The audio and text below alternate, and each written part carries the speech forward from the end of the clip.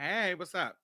This is your girl Diamond, Diamond Styles. I am the host of Marsha's Play podcast, and I am the executive director of Black Trans Women's Inc. Today, we are going to talk about cisgender heterosexual men, and maybe a little bit of the women, and their fears, reasonable and unreasonable fears, when it comes to their reputations, their egos, their sexualities, all that kind of stuff. And I hope that you join in on the discussion. How is everybody? I usually go live every Friday at 7 o'clock. Hey, Crystal. Hey, Brandon. Hey, Ty. Hey, Kay.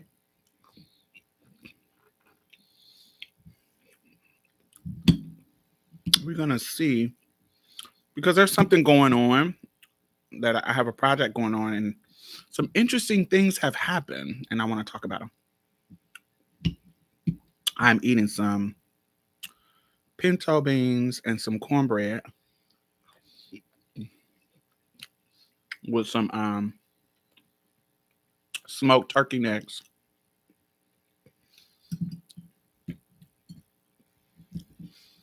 I'm very country girl of me.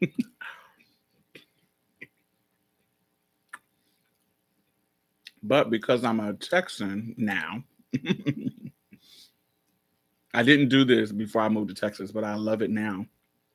When I cook some pintos, turkey necks, and cornbread, I like to put like a couple of dollops of sour cream and salsa on in the middle. That's very Tex-Mex, but I love it. Tastes so good. Hey, Alexander. Hey, Miss Polk.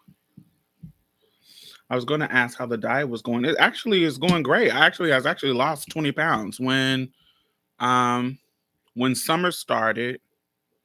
I was um I was like 330. Yeah, so now I'm down to 310.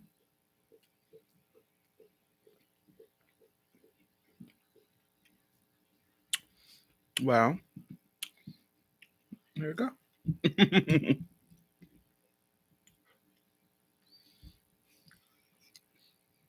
Mm.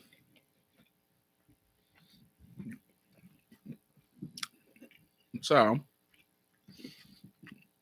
but I don't think it's about my diet. It is because I am intermittent fasting.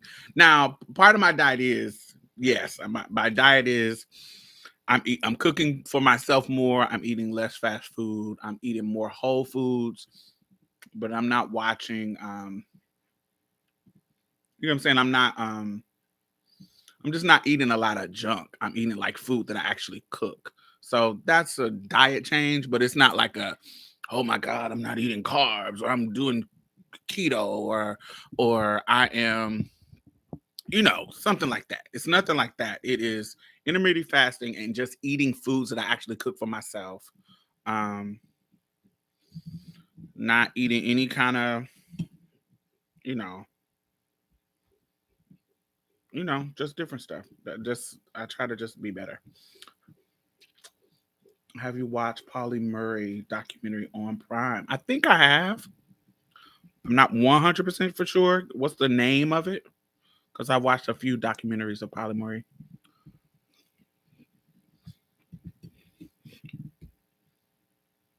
When do you fast in the morning? Yes, I eat. I start eating at 12 and I stop eating at 8. But sometimes the time period is shorter because say that I have a meeting or something and I forget to eat and say I don't eat till 1 or 2 and I'll eat at 1 or 2 and then say I eat at 5 or 6 and I'm not hungry at 8 and I don't forgot to eat, I won't eat. So sometimes my fasting is from 1 to 6 or 1 to 5 or something like that. Sometimes the time period is smaller, but once I hit 8 8:30. I never go past 9. I'm not gonna eat. I'm just gonna say fuck it. And it's been working for me. How's your energy? Same. I haven't. I started working out back in February, and that for some reason shifted my energy. So I haven't been feeling. But I stopped working out over the past month.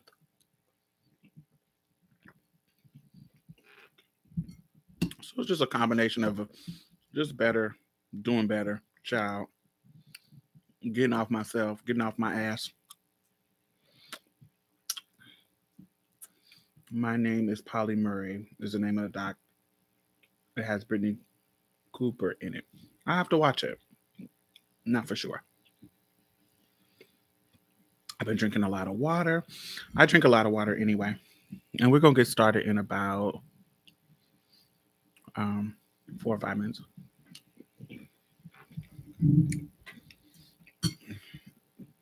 And we are talking about cis-het people, mostly men, and their unreasonable fears and their reasonable fears when it comes to their sexuality, and their ego and all that kind of stuff.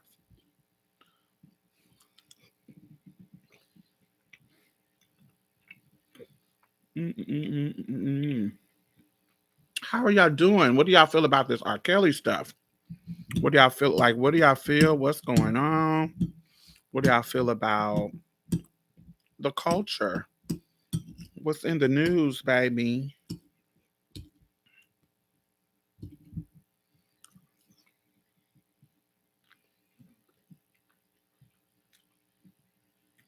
Hey, Joel. Is it Joel or Joel? I think the apostrophe means Joel.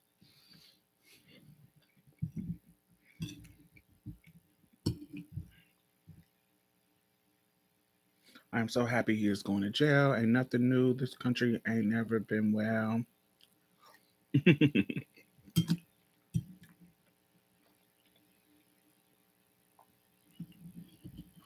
I'm still mad I had to sing I Believe I Can Fly for my high school graduation. I used to think that I could not go on. They were wearing that out for graduations, weren't they?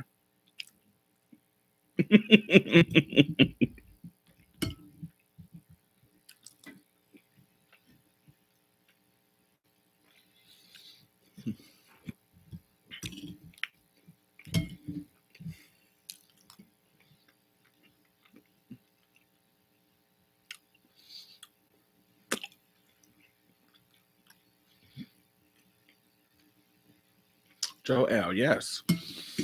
Um,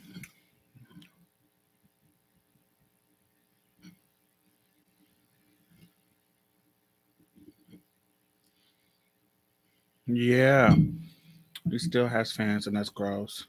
Well, we kind of knew that. There's a subsection of the community that centers patriarchy and centers men, and without, that's all genders.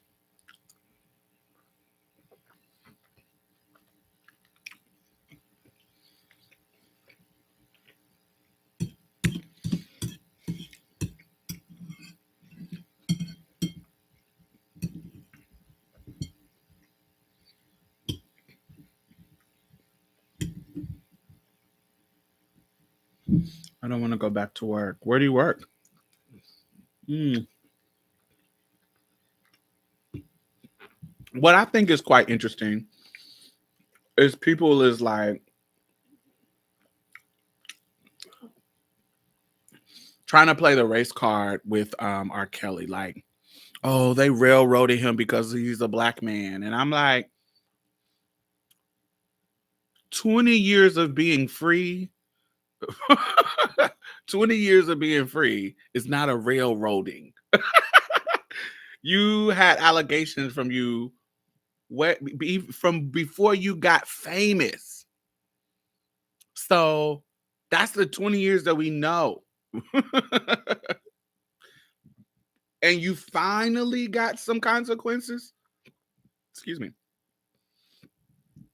That's not a. That's like It's like Bill Cosby. Like he's 80 something and his allegations goes back to like 60s. And I'm like, sweetie, you're just now getting 3 years? That's not railroading them. Their money and power protected them. That's what the class protection gave you.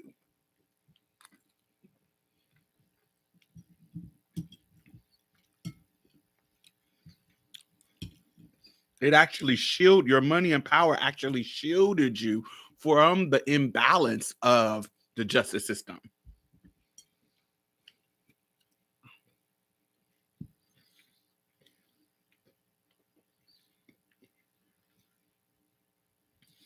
Black cultures have mostly always protected predators over victims. I don't want to say that because I feel like there's a racist element to that statement. Because I see that same thing happening in other cultures where men are protected. Men are, when it comes to being predators, particularly if they have status, particularly if they have money, if they have something. I don't see that just being in the Black culture. And so when you try to, now, if you want to say I only care about the Black culture, so I'm saying that, then cool. But when you just say it's them, I don't know. You take the racial analysis. It becomes racist to me. It could becomes anti-Black to me. Because I see it in other. I see predators being protected in other cultures. I don't just see them. Oh, the Ola. I can only speak from my experience. I see. I think that's.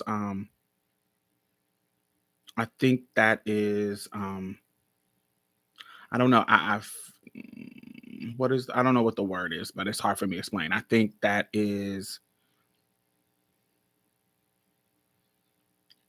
untrue because you experience the world. It's like um you see a Harvey Weinstein being protected. You if you live in America, you have experiences with other culture just based on TV and it's not like you don't see white men getting protected by their money and power. Do you have no other racial analysis just because you're Black and live in the Black culture? That I can't imagine anybody who lives in America not being exposed to white culture.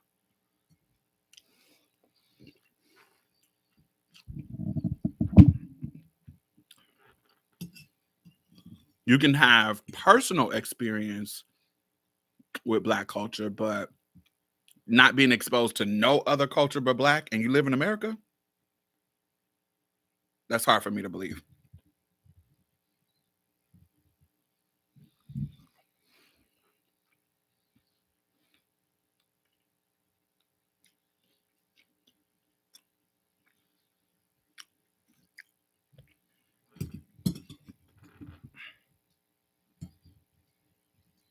So you have no you never heard of like Lorena Bobbitt in that scenario. You never heard of Roman Polanski. You never heard of Woody Allen. You never heard of Harvey Weinstein. You never heard of all these white men that have used their power and money to shield them from consequences of being predator. So you're not exposed to none of that. Like you haven't, and not saying that you have personal relationships with white people, no, but you haven't seen that happen and play out in culture. Okay, yeah. Now I can believe that because I've never dated a white man, so I don't have personal Jeffrey Epstein. Yes, I don't have personal experience with dating white men, but I see it. I see what happens. I see how fetishizes they fetishize Black women and Black trans women and Black gay boys, and I see how they fetishize us. I see. I don't have personal experience with it, but I see it, and so I can speak on that the culture that I see.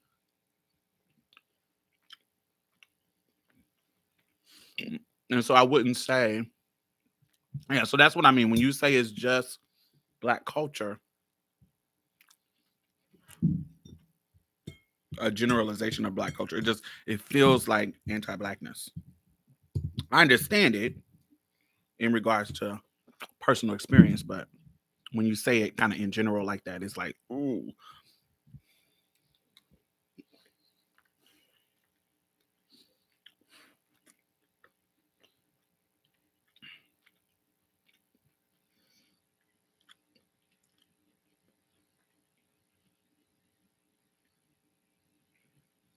gotcha.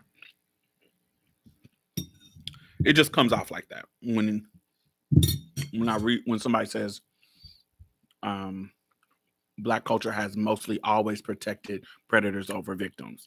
When you say it like that, it just without the you know, it just reads as not only us, but or it reads as definitely, and it's more sinister. Okay, all right. So let me put this down so it's not in the way. Put this on my counter. So, oh shit. Um, all right. So I am doing a film project, and it is cultivating a conversation with Black trans women and Black men when it comes to violence against Black trans women.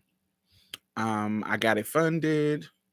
It is a partnership between me and a Black male led organization.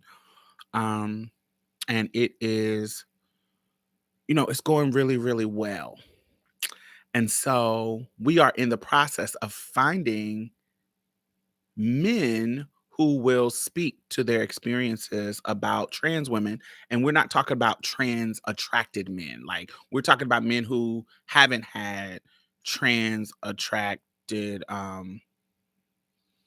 trans attracted experiences, just their experience with trans women socially, not like, oh, I date trans women, not that. It's not about love, it's about social. And so we are paying people to be a part of it. We are paying people to be a part of it, right? So it's not like you're voluntarily coming, you volunteer to do it, but you're getting paid to do it. And so recently we had once we said we were paying, we did a call to action for people to be involved. And once we was like paying, everybody was like, "Ooh, yeah, let me get this money to be on this documentary." Da da da. Da. Once we told them what we were talking about, what this discussion was, there is so many trash responses to why they didn't want to do it.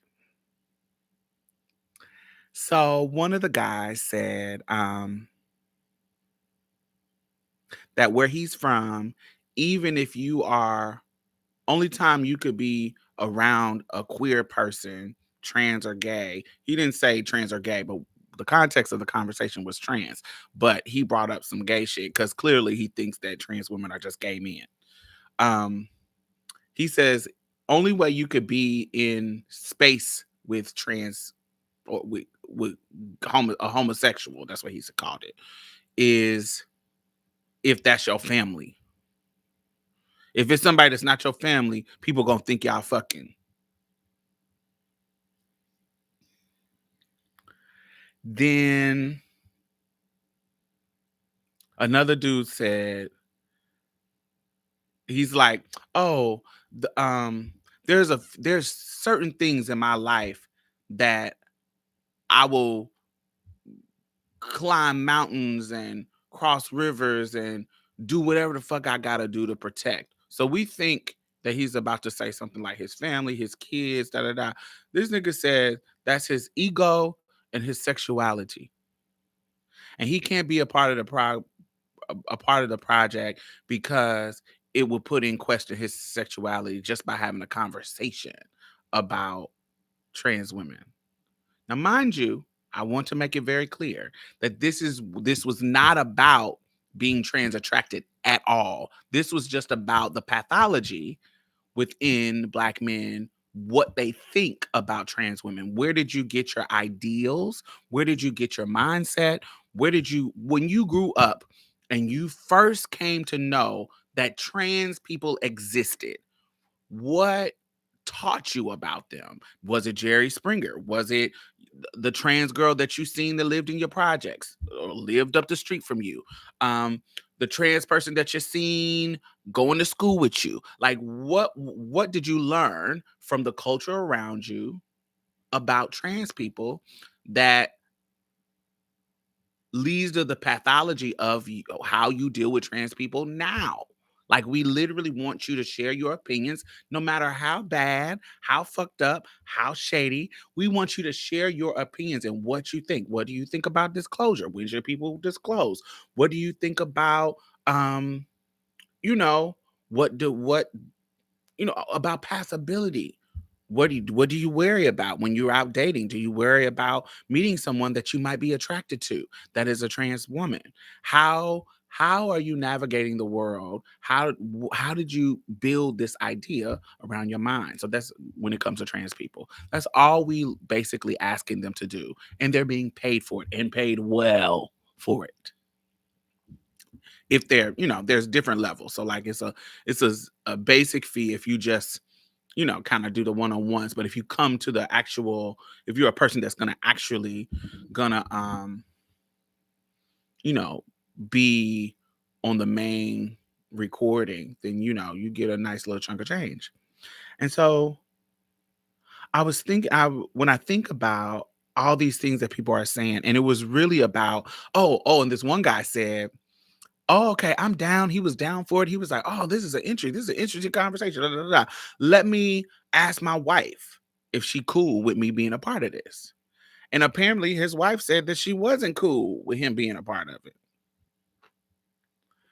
So anyway, and so it got me to thinking about, and me, the producers, it's me, a cis-het Black guy, that's woke, that includes trans women. When he's talking about women, he's inclusive. He's talking about trans women and queer women and da da da da.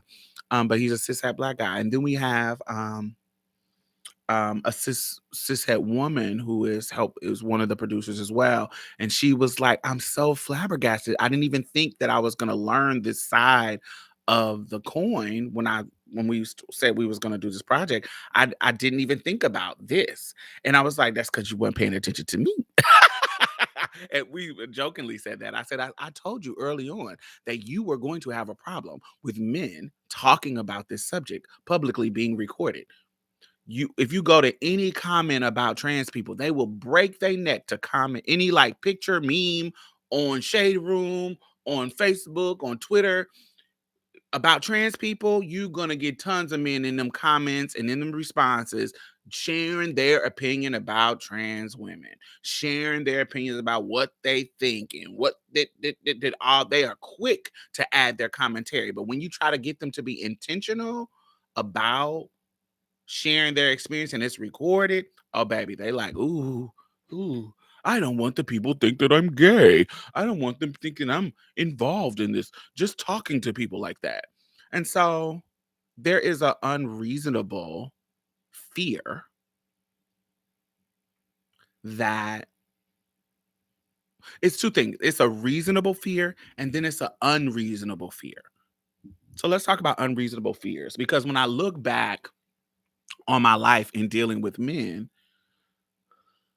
there have been so many situations where dudes would be trying to sneak and have me, and they will go through so many circus level hoops to try to not be found out. Oh, I gotta come over with my like you invite them to your house. Now you live alone. They're at first they asking you who you stay with, who gonna be over there. Do your neighbors know your tea? Or can you cut the light on the porch and I'm gonna come up and I'm gonna have my hoodie and glasses on at 1 o'clock in the morning? They'll be doing stupid shit like that. I remember this was hilarious. I remember My mom and my gay son. Why are we saying it's unreasonable? Yes, it's two things. I'm going to talk about unreasonable and reasonable. Um, I'm gonna there was an incident where I invited this boy over. Now at the time, I always live where I've been on my own for a long time. And so I always have my own place. Like that's usually what it is. But periodically somebody needs a place to stay and they're staying with me. During this time, my mother stayed with me and my gay son stayed with me. Same time, house full of people. Well, two people. And so my mom and my gay son, when I got company, I tell them go find them somewhere to be. So they go find you somewhere to be. So they went and found them somewhere to be. So I have company, da da da da da da. And so I don't know what they were thinking, but they left, and when they came back, they sat on my porch. And so the dude, when it's time for him to go, he doesn't want to go outside the door because they're sitting on the porch. And first of all, I already done nutted. I already done nutted, so I really don't give a fuck. I'm at this point, I don't care. So get the fuck out. I'm ready for you to go.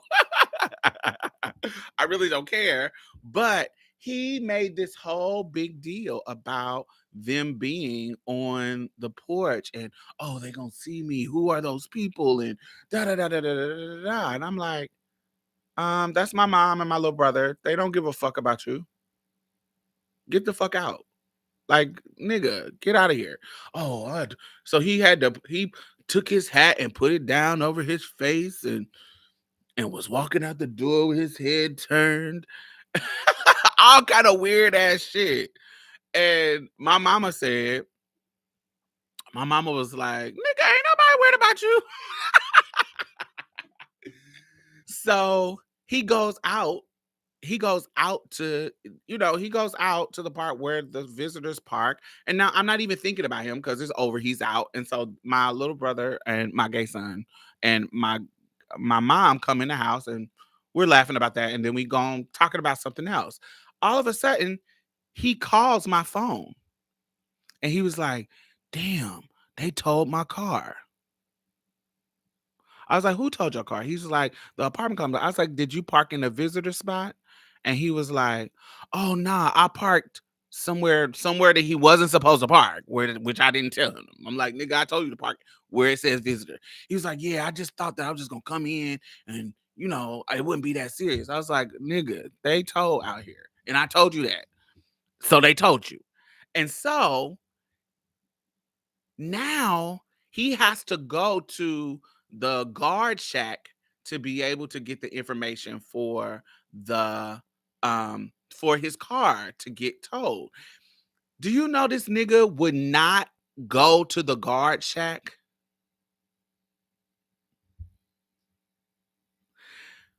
out of fear that the guards knew me and they would know him, that he was coming to see me?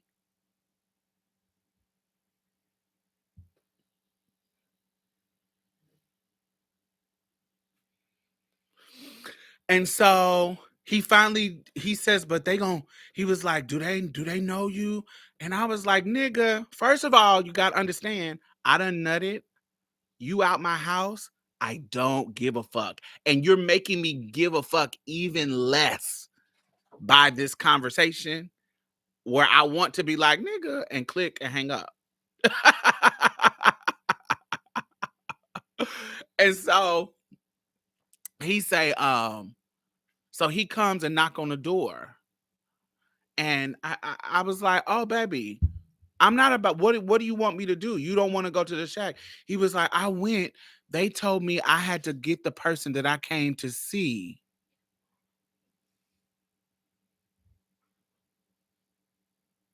So now I have to go to the shack with you. None of this makes sense, but okay.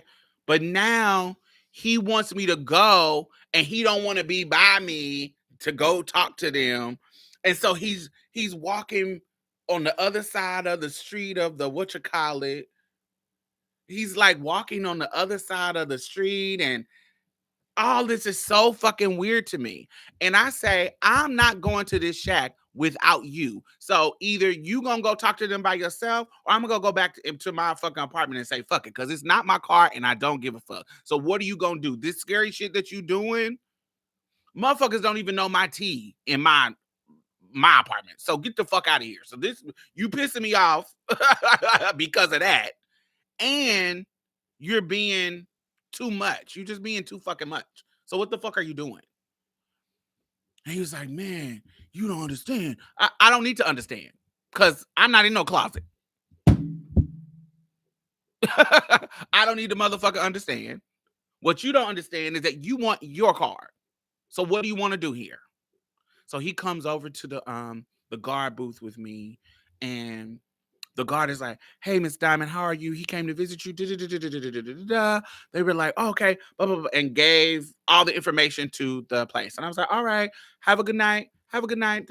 I went on back to my thing. So he stood out there, call him a lift to go to where his car is located.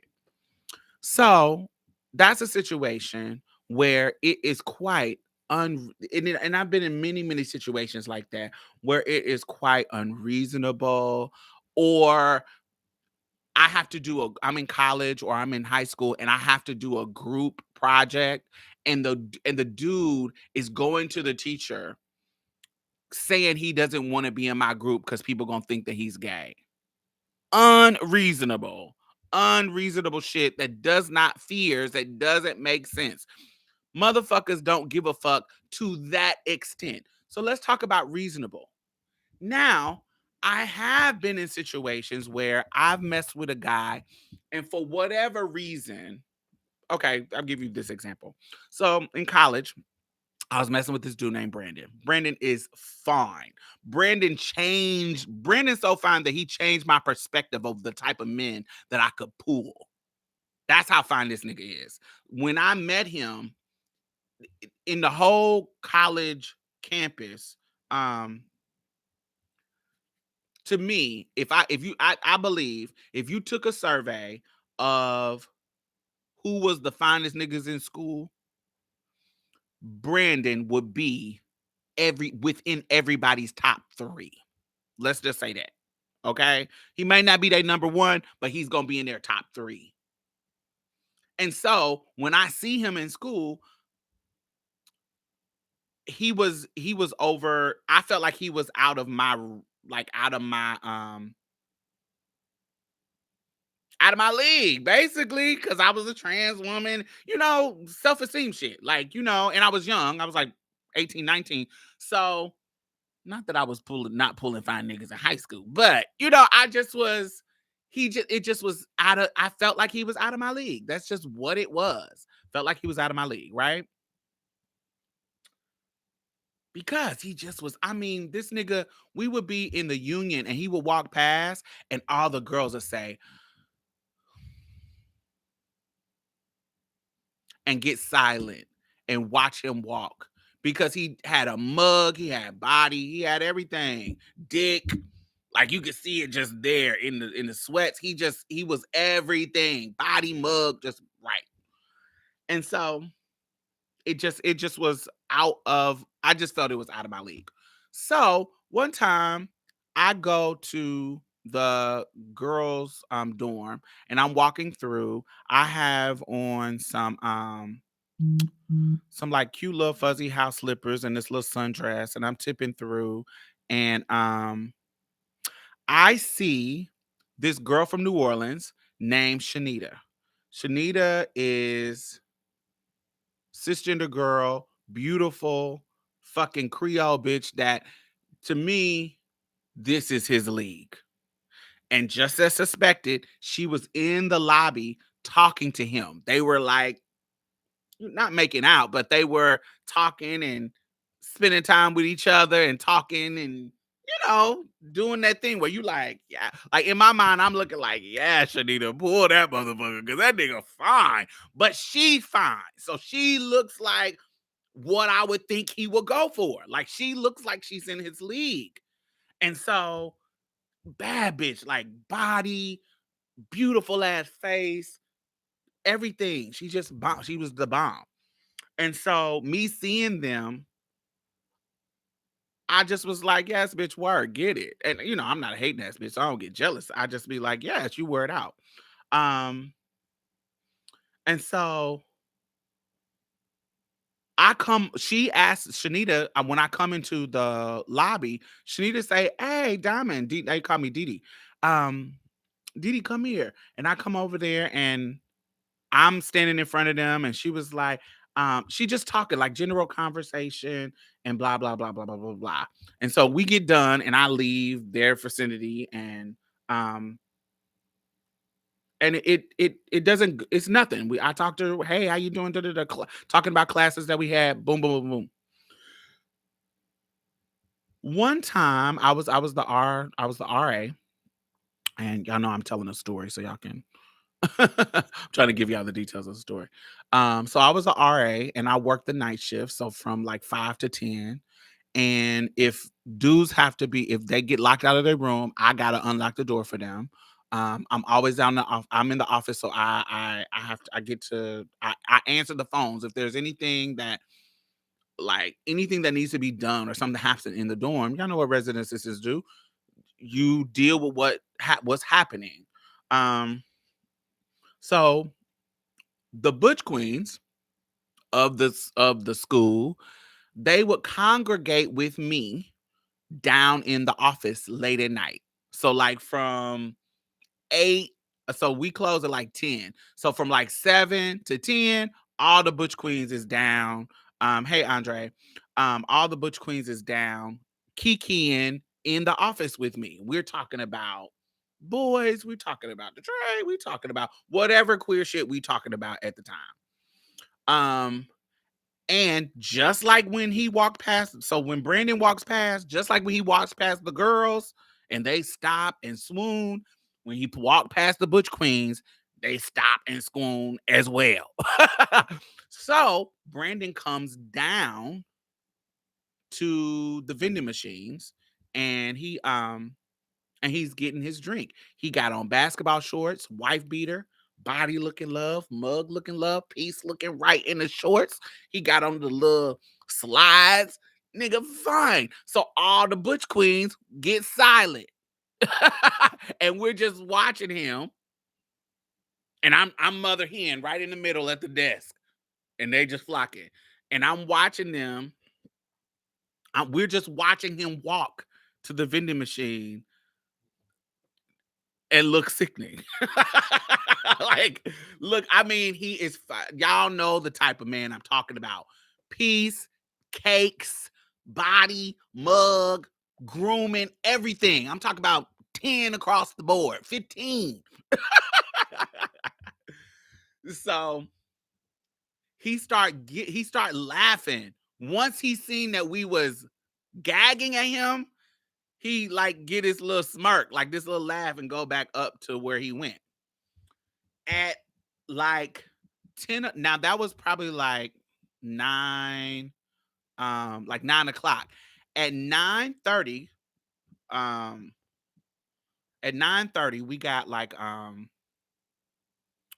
9:30. So we close at like 10. The office closes at 10. At 9:30, I get a call in the office.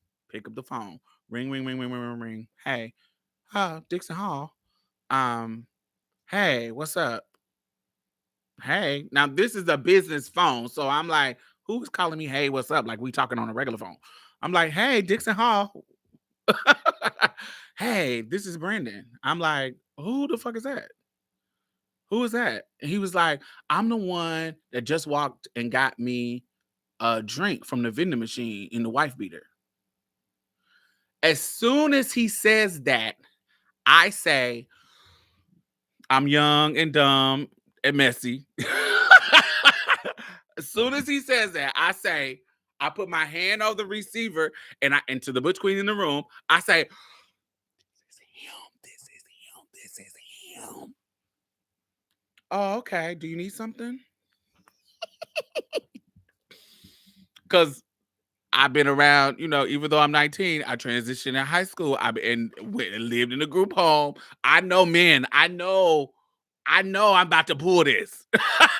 Just based on my experience in life. I say, do you need something? He was like, hey, when y'all close? And I was like, oh, we close in about half an hour, about 10. He says, where your room at? I'm like, 125. It was like at the end of the hallway.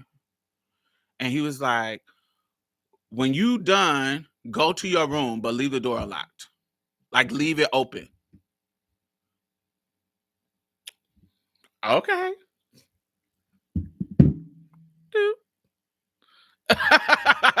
I'm like, okay, cute. Like, oh, this is about to go down. So whatever's about to go down, it's about to happen. So I'm sitting there like, honey, this time need to go by fast. And so the Butch Queen is like, bitch, you lying. I was like, bitch, what I got lie for? They like, bitch. So they, some of them is over it. Some of them is like, yes. And some of them is like, oh, Miss Diamond Girl. Oh, girl. Cause you, honey, these wigs and these titties, girl. Okay. Y'all know how I be some hating ass Butch Queens. They will wear it out. So 10 o'clock come. So boom. I go to my room. I go put my stuff up and then I go to the bathroom and kind of, spruce up, make sure I'm smelling good. Da, da, da. I don't douche nothing because I don't expect to get fucked because I wouldn't get fucked like that at this time. And so make sure that it was unlocked correctly. Yeah. So I go in the room and I'm like, I'm nervous. My motherfucking heart is like beating like, ooh. Excited, nervous, like whatever. So he comes in. He comes in the door. So I hear my. They purposely put me on the first floor because I was a trans woman and they were trying to protect me in a sense. They put me right by the door, by the hallway, and anybody could come through the hallway and just kind of come in. It was perfect. They could come through the little stairwell door, and my door was right there, so nobody would see what's going to happen. um so he comes in the door and he sits down. So in college, I'm one of the few people who don't have a roommate because no dude wanted to stay with the trans woman on campus. They just did. And so I never would have to have a roommate like the other boys. The other boys had to have fucking roommates. They didn't want to stay with the trans woman. So I always had a room by myself with an empty bed. So when he came in, he sat on the other bed and I sat on my bed and we just kind of sat there and I was like, well, all right. Now, mind you, we ain't talked about nothing. So I'm like, what?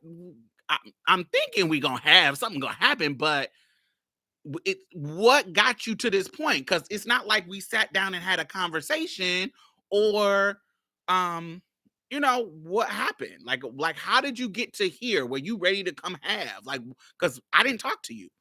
I've never said one word to this boy, so how did we get here? So did you have your own room? Yes, I just said that. So when he comes, when he sits down, he was like, "Oh, so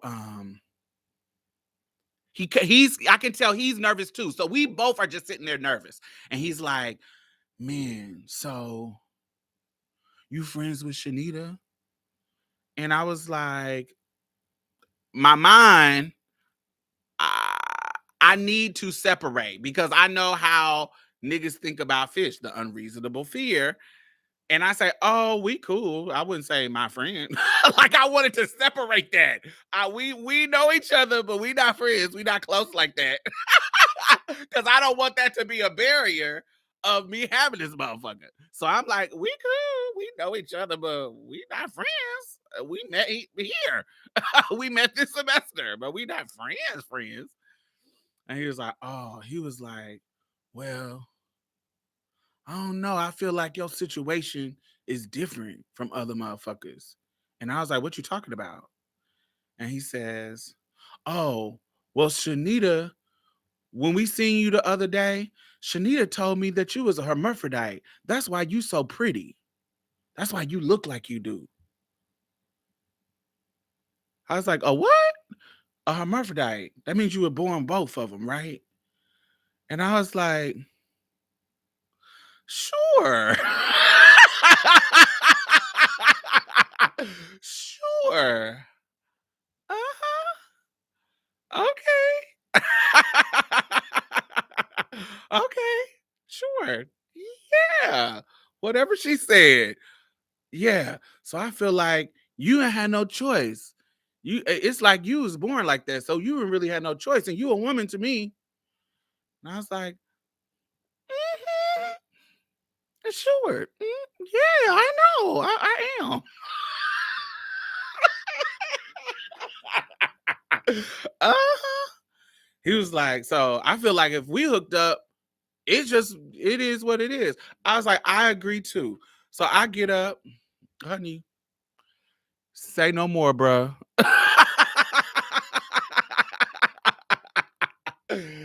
Say no more. I'm catching your drift, so you can keep rambling on. I'm about to cut these lights off and about to pull you over to the boudoir, the other boudoir, and get my life. And that's exactly what I did. Cut the lights off. There was a light shining through the bottom of the door from the hallway.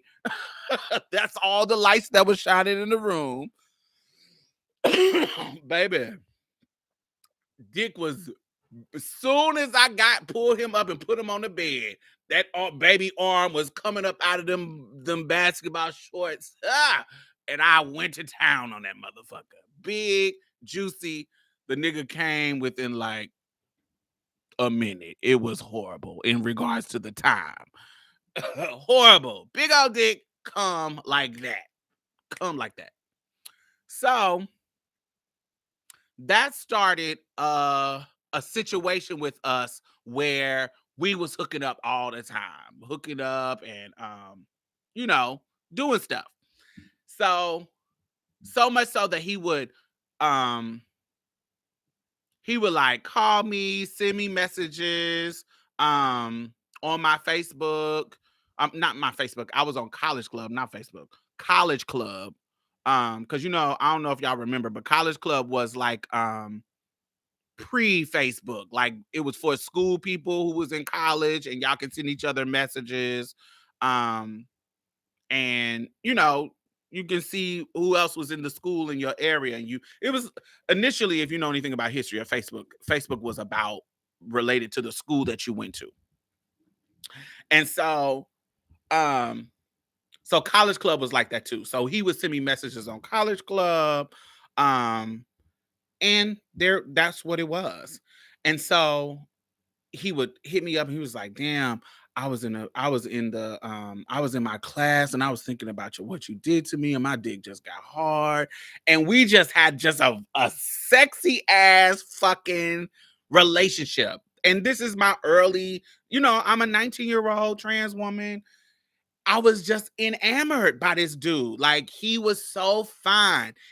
And so many people wanted him. I would see him walk past. I would see him walk past, and the girls would be talking about him, how fine he is, and I was having him.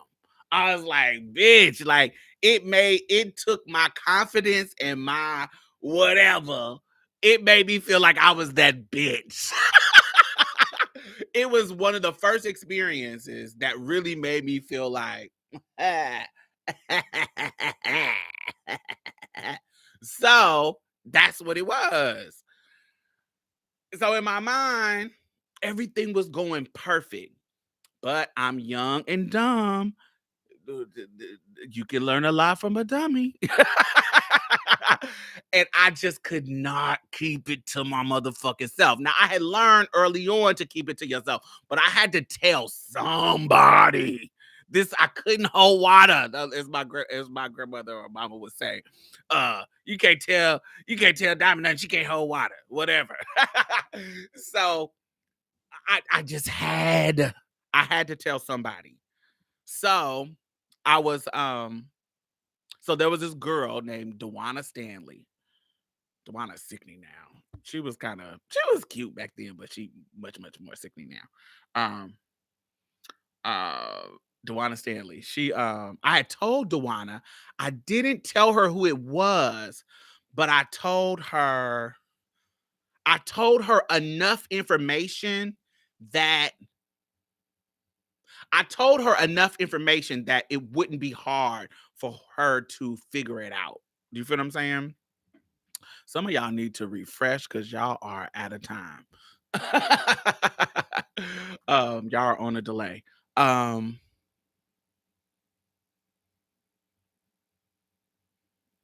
So I had told her like he's like one of the top niggas at the school. Now, mind you, she's a cisgender girl, so she really kind of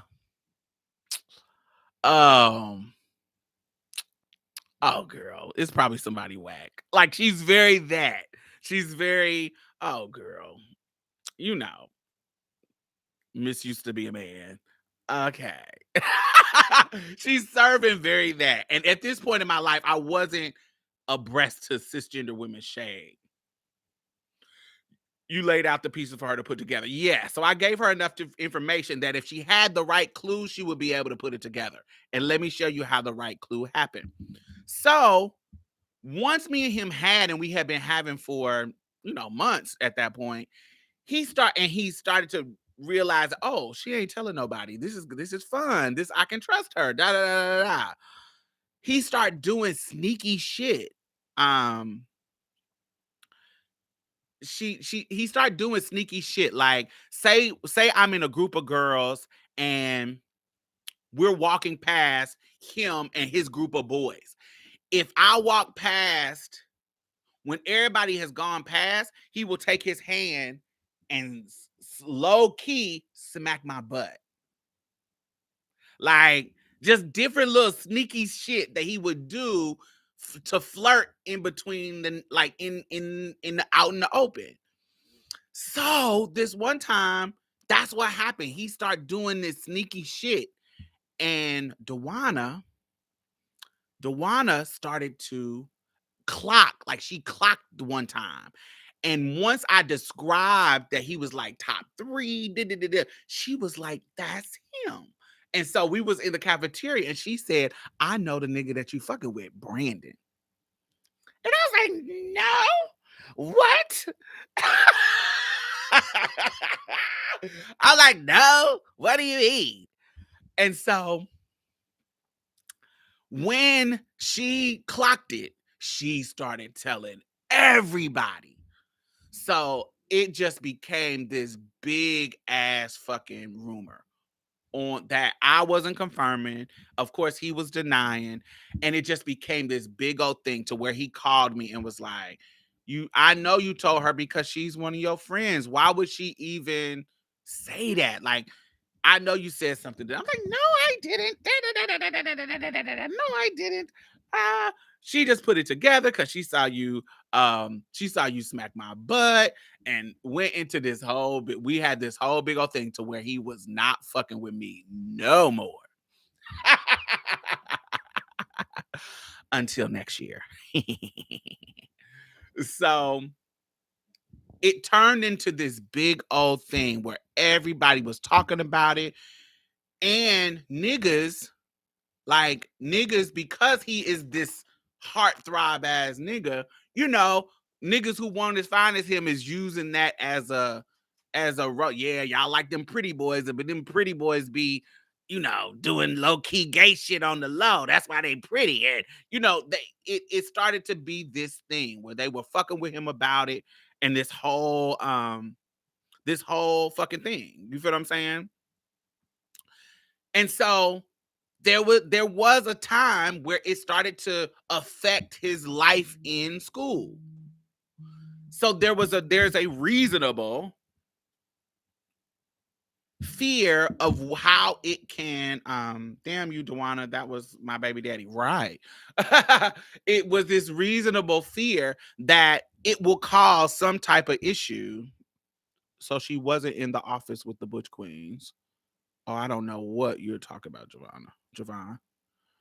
Um, so so it was a whole big old thing. It was a whole big old situation that he couldn't get off and under. But luckily for me, it was a bunch of this stuff happened. There was a list of dudes. They made like somebody made a list of dudes who had messed with me. Like a whole list. Some dudes on that list I had messed with, and some on the list I hadn't messed with. Some of them I wanted to mess with. And then some of them, I remember I had a dude that was on that list my freshman year that when they made the list that I hadn't had. Junior year, I end up having him because of that list. He was like, everybody think I already did it, so I might as well do it now. He caught me one late night and we hooked up. This is all so even though it was wearing him out, it wasn't just him. It was all these kind of rumors. And there was so many rumors that it almost people started to be like, oh, everybody say that motherfucker fucking with everybody. You get what I'm saying? So I tell that story because there are consequences that happen when they are exposed. I know a guy who um his wife, when he came out and he was with a trans woman, um his wife called the job and told his the T that he was with he left her for a trans woman, and that affected his job. He had to leave his job. um I've had people who family wouldn't let them come back to like Thanksgiving because they were exposed. You know, they were honest or found out that they were into trans women. And there are some real consequences that happen. So it's always a reasonable, it's always a reasonable consequence and an unreasonable consequence. When I unreasonable fear and a reasonable fear. Both of them, I think it's always strange to me how those manifest because there are some like the dude, the security guard was not going to affect his life in any kind of way. Even if the security knew my tea, it wasn't going to affect his life. So his fear was unreasonable to me. But there are some times when this could affect my life. So sometimes it can be reasonable. Let me see what y'all talking about. And so I never understand how to gauge and respond to that. It's always annoying me. College club and online booty call.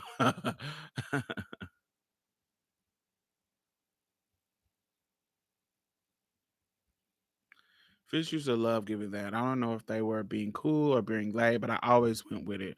I guess that was lightweight o'clock, but not. What Brenda said, I was born however you need me to be born.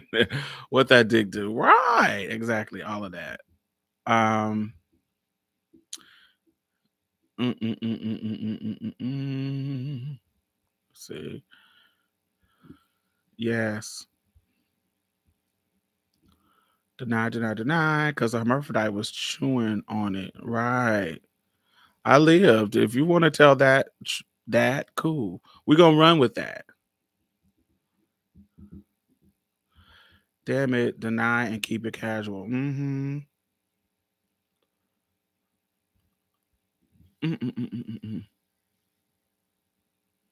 Oh, that's what they were doing. Da, da, da. I would have been. It would have been different if he saw it was like his cousin or something. What do you mean by that, Alexander? That's sad. I hope Brandon grew from that to love trans queens openly. No, he just turned into a typical objectifying um trans trans attracted dude. To give you the rest of our history. Our sophomore year, so he stopped fucking with me. So that was mm, like either it had to be like the late part of my first semester or the beginning part of my my first year, but second semester. I can't remember exactly when it. So he stopped fucking with me for the rest of the year. I didn't see him no more until next year, of course, because I think he was a year older than me. And so he had I had seen him maybe like in the middle of my sophomore year, in the middle of the first semester. I was walking across the basketball court and he was on the court by himself. And I walked past, and remember, he had been not fucking with me for that whole last year and the beginning of this year, not talking to me, not saying nothing to me, da da da da. So I walk up across the court, and when I get past the court but going to my dorm, because they switched me from Dixon to Stewart. Stewart is like the sophomore dorm. And he said, "Hey, where you about to go?" "To my room." And boom, it starts again. The hookup starts again, and because it's already been exposed, he really ain't worried about it. But it actually started to be Brandon. Brandon was just fine. That's it. Like, his brain, hollow, box of rocks. So, and the dick never got good. Like, he comes so fucking fast that it never got good. So the concept of him was much more alluring than the actual him. He had a piece that he didn't know how to use, and he comes too fast. So it never got good. So it got actually boring for me. And it was hanging on the idea of him being this prestigious piece that I was having. But eventually that goes away. And so it started to go away, and I wasn't having them, and I wasn't interested. Um um it wasn't something that I was eventually interested in. So when I moved back to Mississippi, and that was like 2001. When I moved back to Mississippi in 2005, 2006, I'm a grown ass trans woman. I done developed more. I done escorted, and I done got sexually, super, super sexually active. And there are certain things that I want to do. Centering your pleasure is not what I'm doing. At 19, yeah, sure. But at 25, 26, honey, you gotta do more than have a big dick that come too fast. So he hits me up on Black Planet, and he got offended because I said, "Well, do you got some money?" And he was like, "What?" He was like, what?" He was like, "Do I look like I gotta pay?" I was like, "Well, you have to pay me." I was like, "I already done had you before. You already been on my record, so I really don't need to have you again." And and I just, the concept of Brandon is more attractive than the actual Brandon. And he was offended. His ego was bruised, baby. He was offended, and he did not like that I had said what I said. I was like, it's not like it was for me when I was 19. I'm 25 now. I done had niggas just as fine as you that paid me, or finer, that have paid me. And so you still look good, but I've already had you. I've already had you on my roster, and I don't need to have you on my roster again. Now, I would love to show you some new tricks and do some new things. Do you got some new tricks? All of that. But yeah, I don't know. But I only way I'm gonna do it is if you paying me, and if you too egotistical to pay me, then there's no point. And was offended because to do it for free. No, I already did it for free multiple times. I don't need to do it again.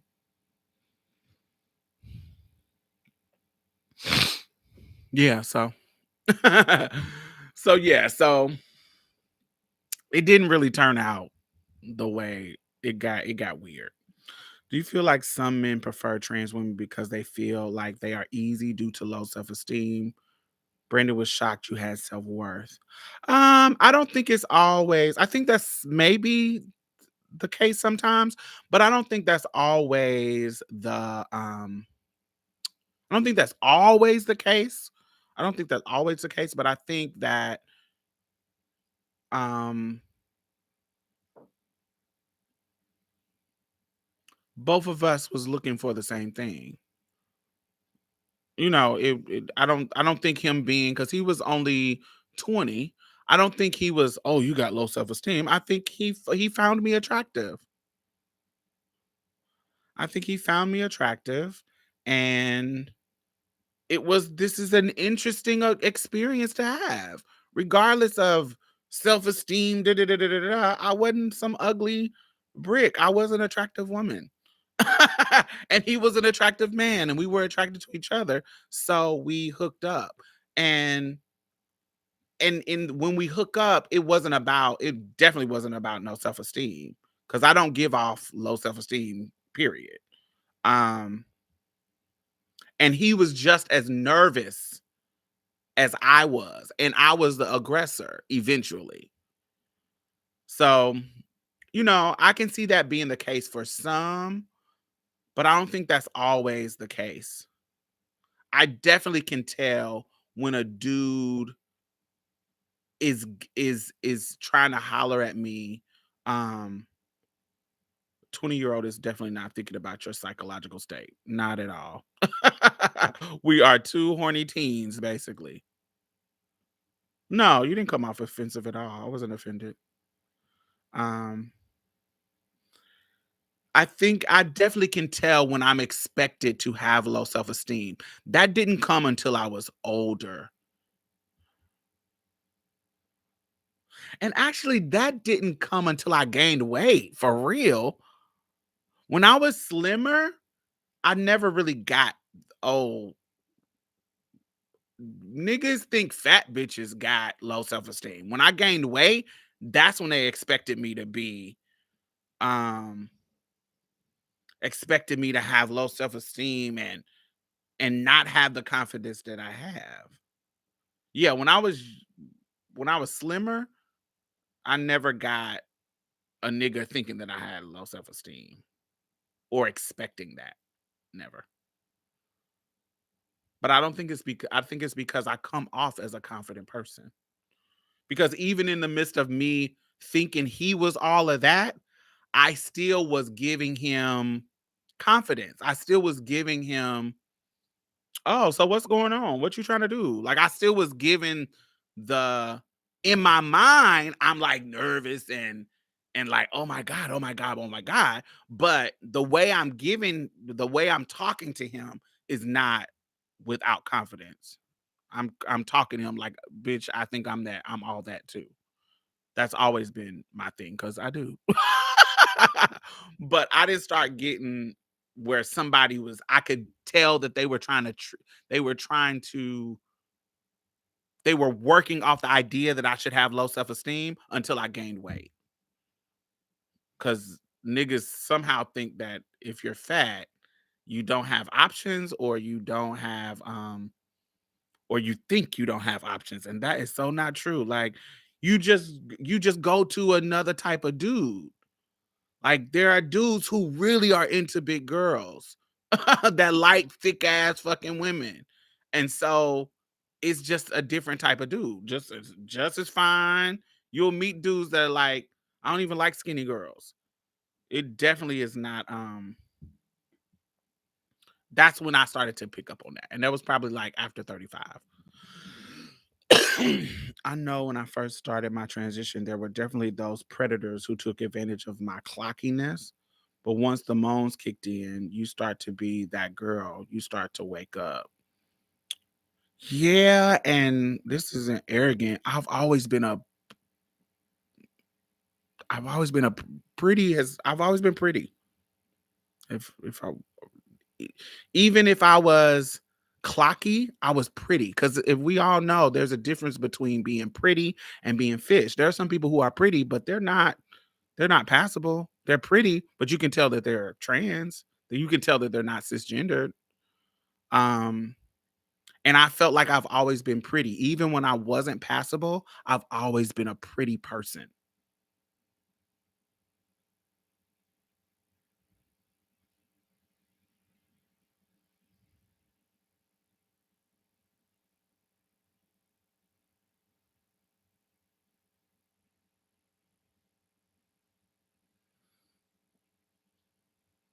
It'd be so funny to me when big dudes say they don't want big women. Like, sir, look in the mirror. Yeah, I don't really have I don't really run into big dudes and have conversations with them because I don't respond to them because I'm not into big dudes. So I don't have a lot of experiences with big dudes telling me something or me knowing what big dudes think. Cause I don't even first of all, on like dating sites, I don't respond to people I'm not attracted to. So I don't get a chance to talk to big dudes and see what they think. So I only respond to somebody I'm attracted to, and so you gonna be my type. So I don't know what big dudes think because I don't I don't I don't engage with them.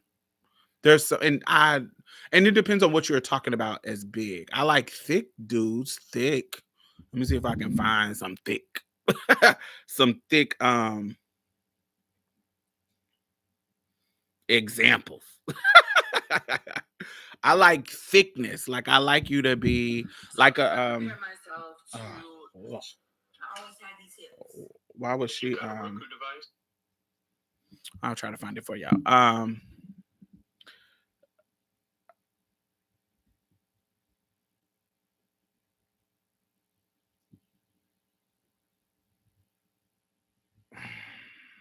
Hmm.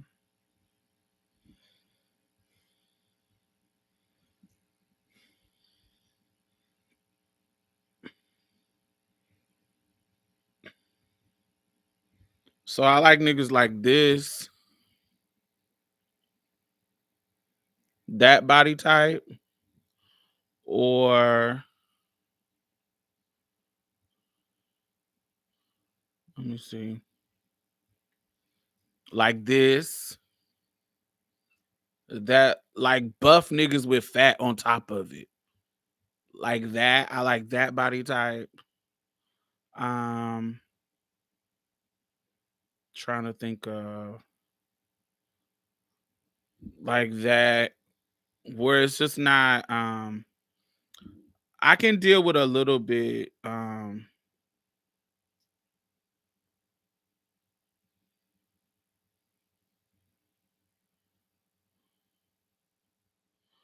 Yeah, it's like thick with some muscles on it.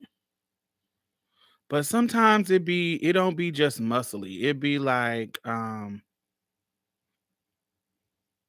it's just thick. It's not necessarily it's just like big legs, big arms. It's just mm.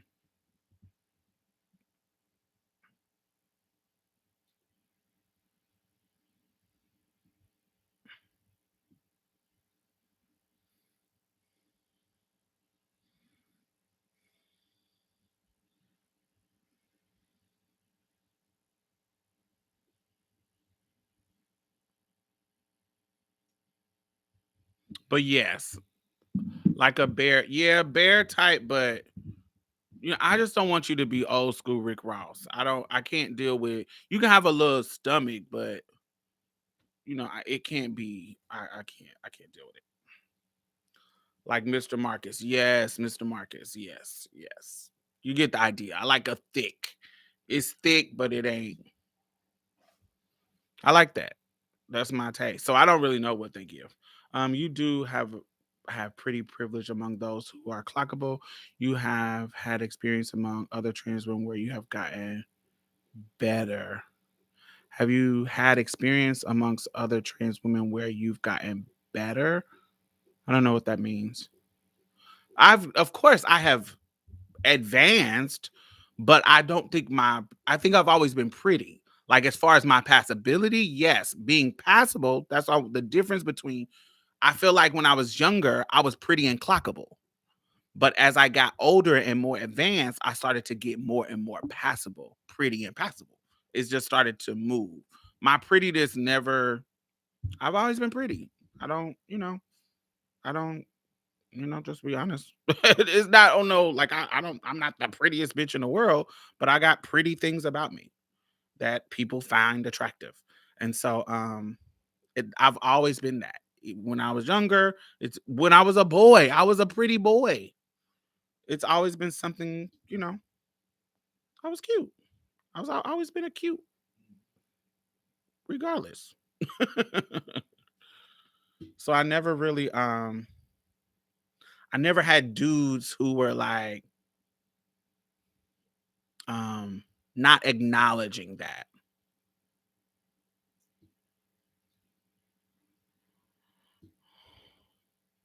Yeah, yeah, pretty don't mean passable all the time. Yeah, because there's a popular. I'm not gonna say her name because I feel like somebody will make it shady. But there's a very popular girl who I think is fucking beautiful. She's beautiful, but when I look at her, she's like I know that's a trans woman. Like I can't see her going through the world and people not knowing that she's a trans woman. She's fucking drop dead gorgeous.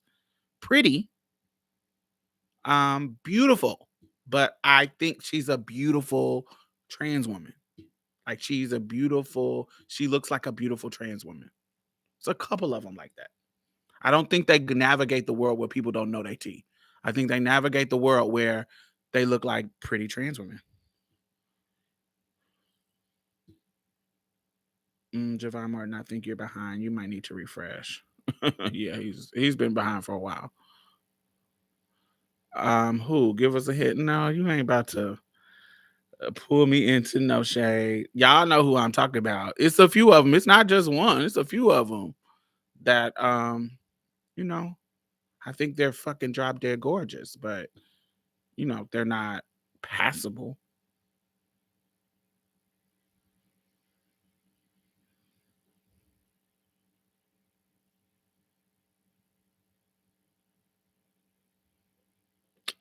So messy. People are so messy. I'm not giving it's more than one.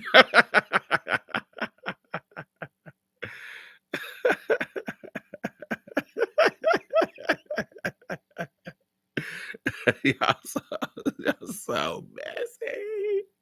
Y'all so messy. I know the one. Honey. Well, Ty, because we've talked about it. Um, child, maybe make a list. Y'all are so shady.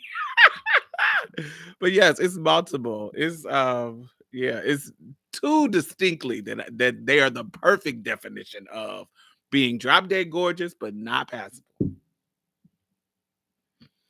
The worst thing is for another girl to read another girl's surgery.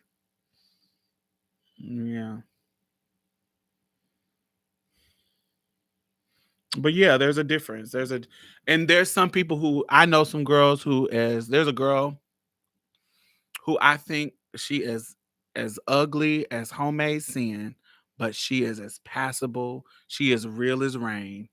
She just looked like an ugly ass woman. She is not pretty at all, but she looks like a woman. She looks like just an ugly woman. Yes, hmm. It's just a difference.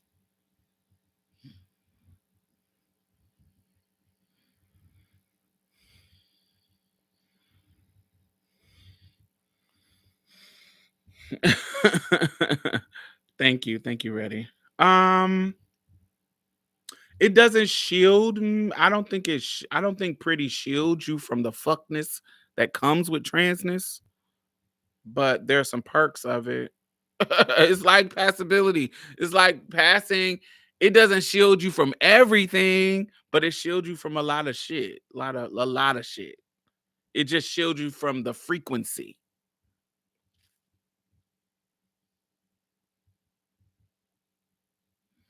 I know mud ducks, baby. I ain't heard mud ducks since the 90s, child. Not mud ducks. Ah, I know mud ducks and I would have never got their tea. And I think that is that's an element too. Because a girl who's ugly, folks ain't examining her. Like you see an ugly bitch, you like, oh, she ugly. Move on. You see some gorgeous modelistic bitch tipping around, you like, damn. You kind of you giving multiple looks. You're looking at it. It's more eyes to clock her. But if you are some ugly person that ain't nobody attracted to, they gonna look at you and move on. Like they ain't even trying to examine you to see if you a man or a woman. You just ugly. I don't care. Who cares? And so you get through. Um, you know, but you got this chick that looks sickening, but she got a peculiar voice. Ooh, and her feet looking kind of big, or her hands looking kind of big. Ooh, is that an Adam's apple? She pretty, but what's going on with her? It just they giving their it's more eyes and longer looks if you have some attractiveness about you. Even by women. Analyzed from top to bottom, even by women. Yes, go through the surgeries. I'm getting head and shoulder, knees, toes done, girl. Oh, I don't know. Get whatever you can afford done, whatever works. I don't know. And I think that let's bring this since you brought up surgeries. I sometimes think some girls get surgeries and it makes them clockier. There's a popular girl recently who got FFS, and I thought it's not that she made herself look, um, she doesn't look bad at all. She actually looked like a fucking Barbie.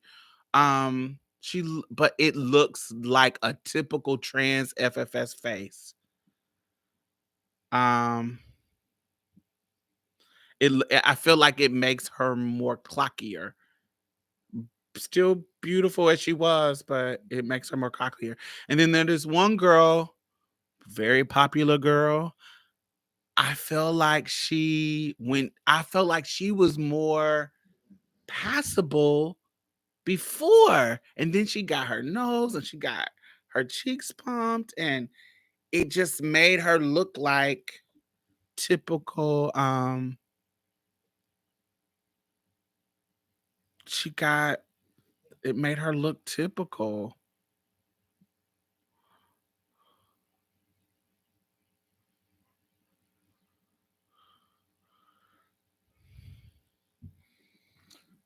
I don't know. It's just it's I don't think every girl needs every surgery.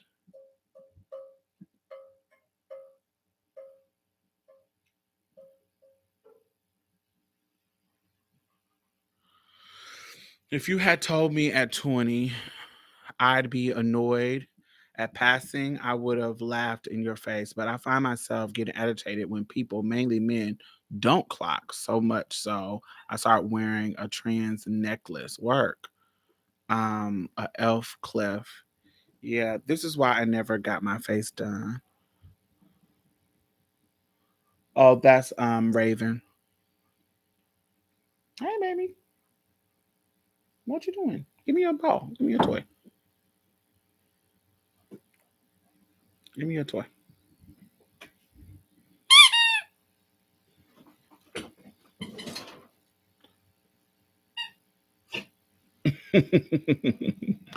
Yeah, that's Raven. Did we get to the unreasonable? We did the unreasonable first. That was the dude who was, you know, had an unreasonable fear about who cared about if he was coming to see the trans woman. It's unreasonable. Nobody cares. Get your fucking car. It just got told.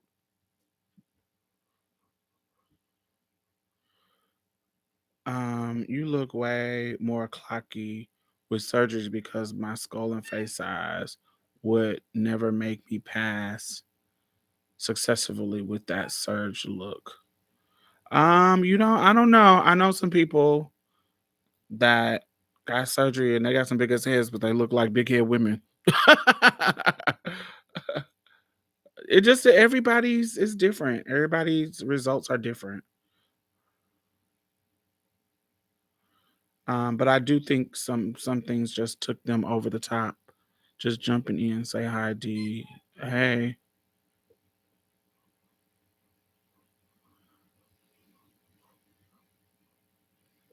yeah.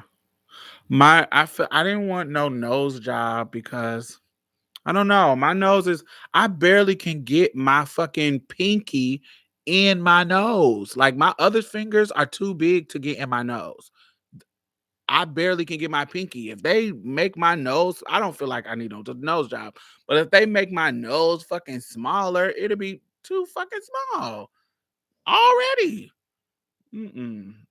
I don't want no nose job. Mm-mm.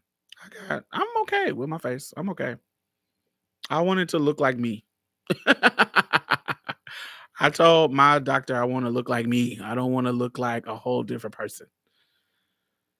And I think I look like me. So, and also I don't care about, I pass enough.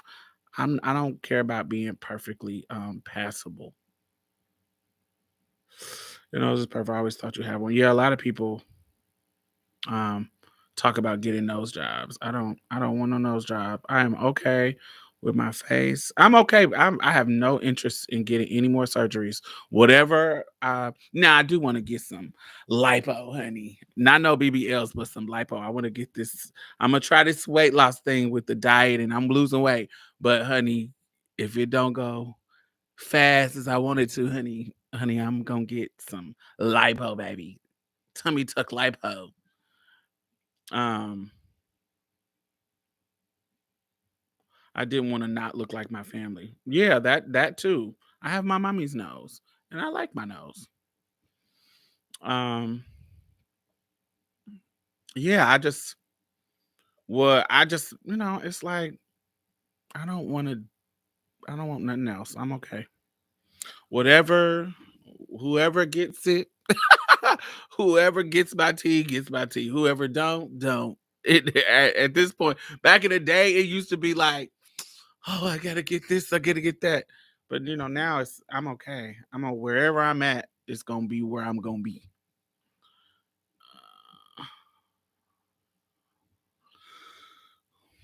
I want an FFS, but I'm scared of being one of those people where the FFS made me less passable because I generally pass now. Mhm. The GG Gorgeous serve crossed the uncanny valley for me. What that mean?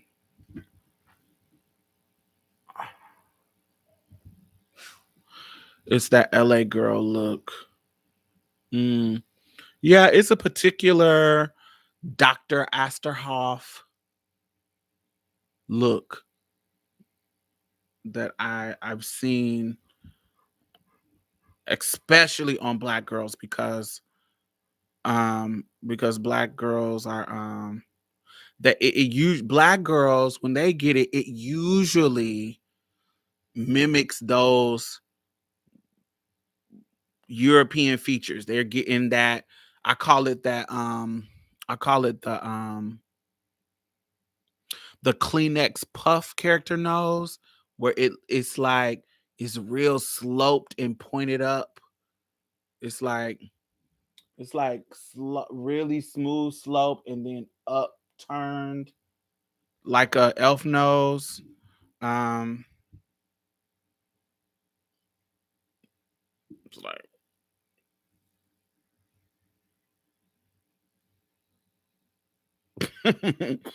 it's so, and then the nose is turned. Mm-mm. Call it Paris Hilton syndrome. Mm. Do they still do those nose jobber black girls like the Jacksons? Yeah, no, not those. I'm sure somebody still doing them, but I'm not talking about them. I'm talking about they look nice, but they don't look like pinched in like that. They don't look like that. That's the Jackson he knows. I'm talking about the ones that have a tip on them and they're like it's hard to explain.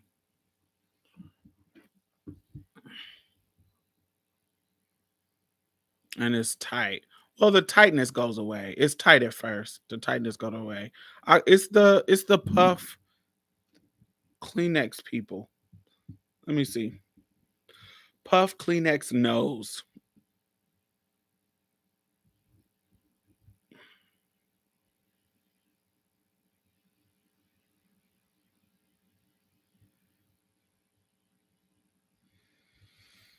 It's that Whoville nose.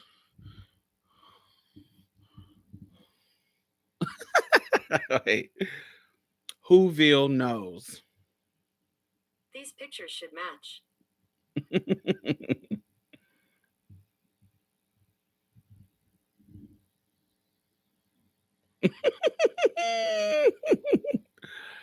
It's like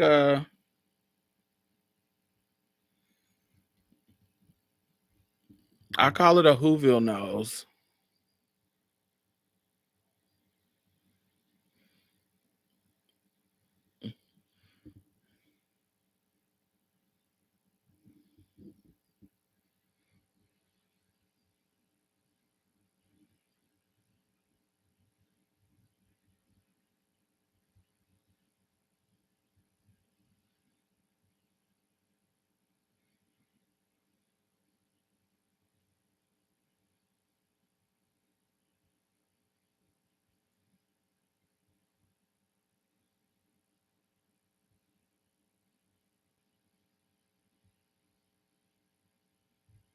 Here you go.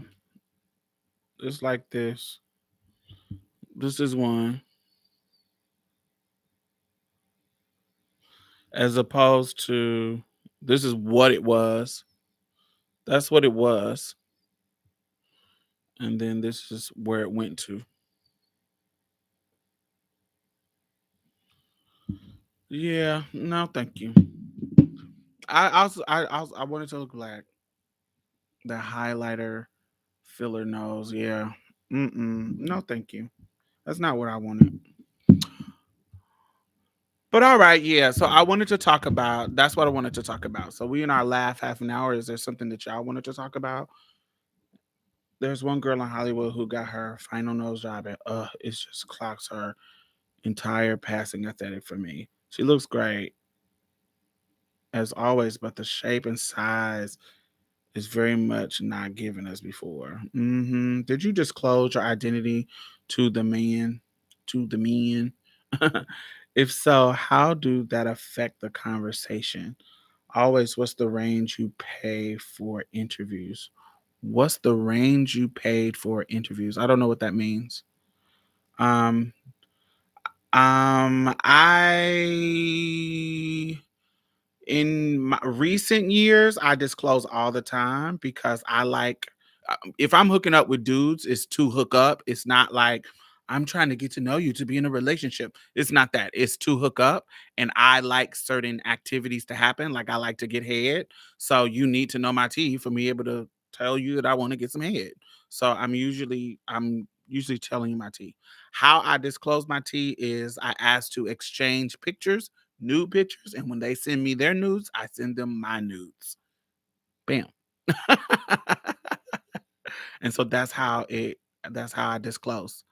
I send my nude pictures. I don't be like, oh, I'm a trans woman. No, I don't do that. I want to see what you're working with because if you're not working with what I want you to work with anyway, it's whack. Um, so how does that affect the conversation? Usually it turns it nothing but sexual. Usually, if you tell some when you tell somebody your tea, it turns it nothing but sexual. It usually doesn't go anywhere outside of sexual. It's very rare that you tell somebody your tea and they be like, oh, oh, that's amazing. Sure, I'm down with that. Let's go out on dates. That's very rare. It's very, ooh, I'm down. Oh shit, you beautiful. Can we hook up? Can I come spend some time with you? Can I come chill with you? When can I? That's what it's going. That's usually what it is. Oh, yeah. It's never okay, but I still want to take you out on a date. It's rarely that. Like you'll get if I'll get once a month. I get one out of the month that it turns into okay, I still want to take you out on a date. What's up?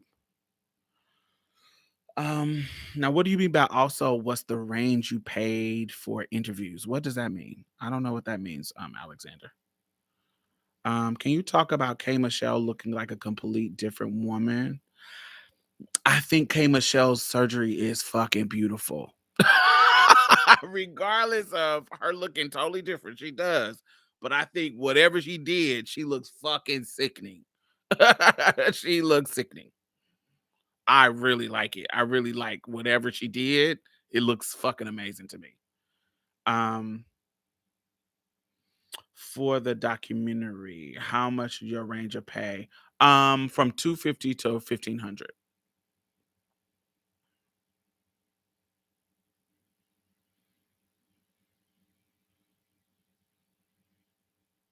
Um, okay, got it.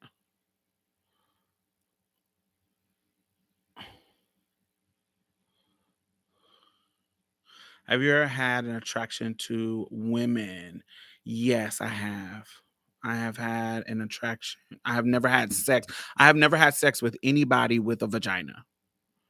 Um, I have had threesomes with women. Well, I've never stuck my penis into a vagina. I have never stuck my tongue into a vagina. I have never digitally touched a vagina. I have never interacted with a vagina ever. But I have had like threesomes with my um, cisgender girlfriend and a cisgender man, my guy friend, da da da. I've had that experience, but I have never had any engagement with somebody sexually with a vagina. Anybody. Trans men, cisgender women, lesbians, but I have been attracted to masculine lesbians. Of course, there are beautiful trans men. Um, um, I don't really vibe with them on a I've never got to the point with one where I vibe with them sexually. Um, I can't navigate my dysphoria and your dysphoria. That just gets weird. Um, um, yeah, it's just yeah, I just never have. Um, my I have been attracted to masculine women, like certain studs, like I'd be like, oh, she fine. But I've never hooked up with them. I've never been like on a date. The very first date that I've ever been on with a woman was somebody who called a escort ad, and they took me out on my birthday. They took me to a Jill Scott, Rashawn Patterson, and Lettucey concert in DC, and she kind of scared me. So we didn't hook up, but she was weird. Um, yeah, yeah. And then usually when I was in a talking situation, the two trans men that I was in a talking situation, one of them, they were two totally different experiences. One, first of all, he invited me to something that he put on. He said that I was coming to an interview, like to be able to come on the team, on their team. I was coming to interview with somebody to be a part of their nonprofit or whatever. When I came, we were at a restaurant, and in the middle of me sitting down and being ready to be interviewed, I realized that I'm on a double date. That's what the vibe was. And it was him and another trans man and their date. And then by the end of the night, it was so fucking strange. And long story short, at the end of the night, he was there was trans men that were around. Like, we went to this club where other trans men were, and it was like a party club for lesbians, but other trans men was there. And one minute he'll be acting like he's trying that we're on a date, and then another minute he's like performing it for the trans men that he's not with the trans woman. It was back and forth. He was acting real fucking weird. And then when we got to my apartment complex, he asked me, did I he told me that he watched a video of mine, and I think an old video of mine where I was explaining that I had a dream about eating pussy, that was starting to be a part of my fantasy, sexual fantasy. And when I guess he thought that in this moment, um, that was his perfect time. He was like, "Well, you said you thought about eating pussy. Did you want to try it tonight?"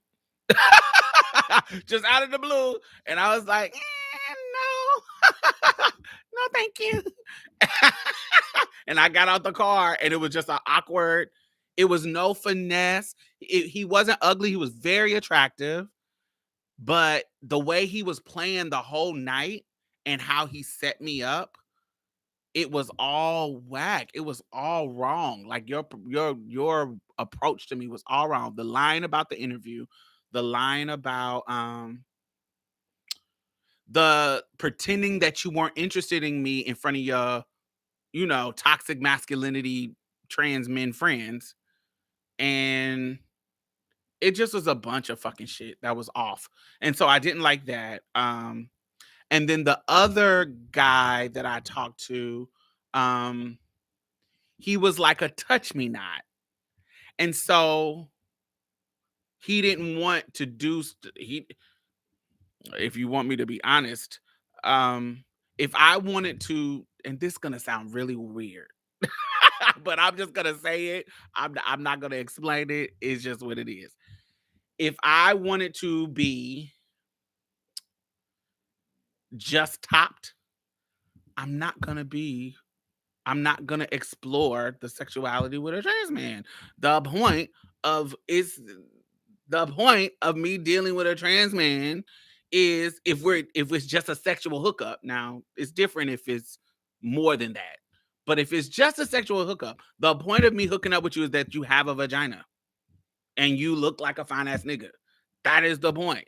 And so if I can't explore that side of exploring you, and you just want to put a strap up on, that don't turn me on. I'm not even interested in that. But if you just want to put a strap up on and plunge me, I could have had a VA. I could have had a cis-het nigga if that's what I wanted to do.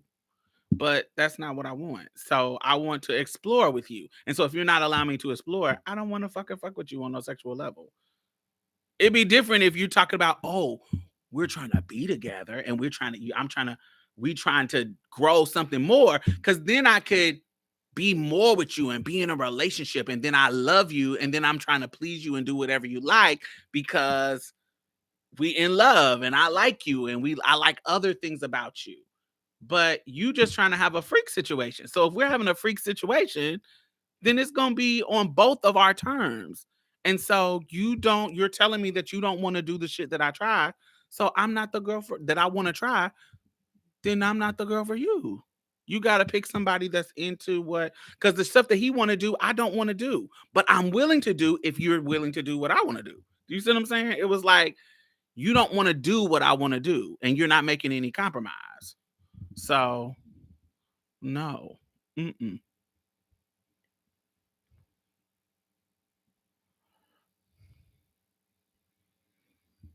Um, that was horrible. So, yeah, that's weird. Keisha Cole is light skinned. Huh? Who said Keisha Cole wasn't light skinned? She had the skin tone of Keisha Cole, and now she's light skinned. Instagram model. Instagram model. Yeah, Keisha Cole is light skinned. Is she not light skinned? I'm wondering why she looks better with Eurocentric phenotypes. Oh, I don't know. Well, yeah, Tanashi is lighter than Keisha Cole. Will we address the colorism? Oh, we're talking about Oh, we're talking about Kim K. Okay, I was lost. Sorry, yeah, we talk about Kim K. But also, this is another thing about light skinned women. There are going to be times that we look very light, and then there's going to be times that we look really, really brown. Cause there's a range that I can go from. That if you see some pictures of me, you would think it's a different color, but um, and especially people in that range, like Keisha Cole and K Michelle, there's ways that they can be brown and browner and lighter in different times of the um in different times of the year.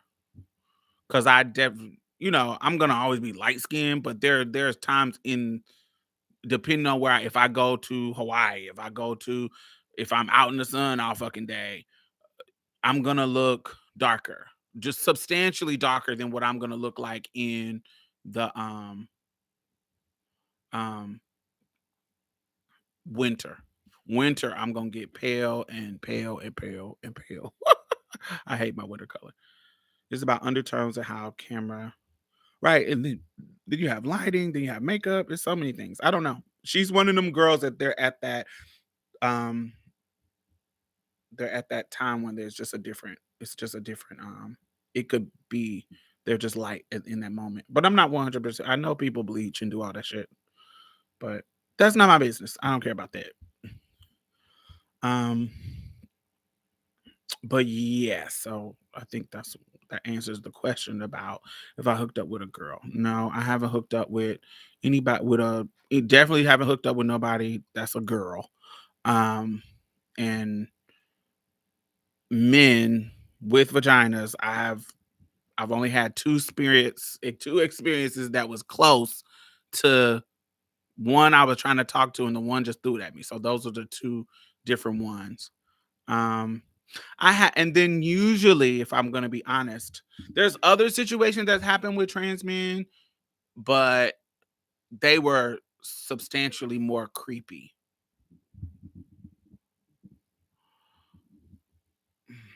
I feel like the older I've gotten, the lighter I've gotten. I can't ever tell what color you are, Ty. You always in some drag makeup, so I don't know if it's the highlight. I don't know if it's.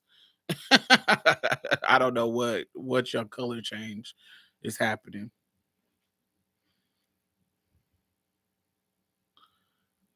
It's about undertone and how cameras do not take the melanin skin. It's documents on that. Yeah, that too.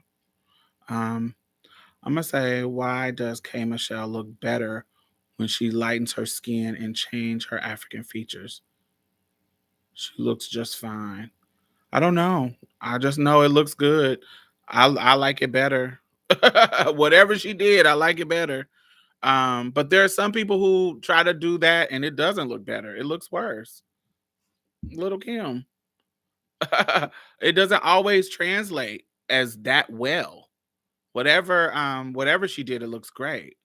But there's some people who does I want a smaller nose, I want to do all these things that make me look more Eurocentric, but it doesn't translate good. It looks like, ew, I don't like that. In the documentary, did the men you interviewed know that you were trans? Did they act some type of way towards you? No, we're in the process of producing it. So it hasn't happened yet. We are recruiting. It hasn't happened yet. And I'm not the person. I am the producer, but I'm not the person who is the face of um who they're talking to. They're not talking to me. They're talking to multiple people. It's not just me. They're talking to me sometimes, but it's not just me. It's a group of producers. It's like 5 of us who are you get what I'm saying, who are engaging with people. My job was to get the girls. But somebody else's job was to get the dudes. And so in the conversation, if we go back and forth, some of them are down. Like we found people, but some of the excuses that they're given is weird.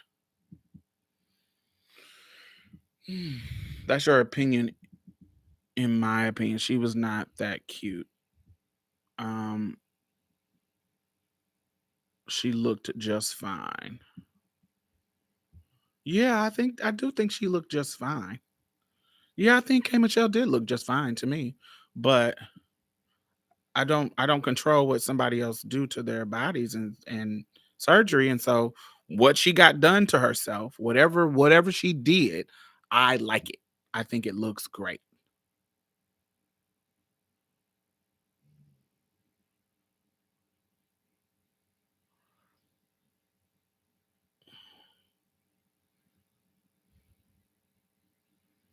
Mm, yeah. But like I said, I think other people, when they go the European aesthetic, it doesn't look great. Look at Little Kim. Look at I didn't like Latoya Luckett's nose job. Um, who else? I look at Patti LaBelle. Patti LaBelle got a nose job. I don't think it went European, but it went smaller than what it was, and I like it. I don't hate it, but I don't think Patty went European at all. But she went smaller. Um, who else?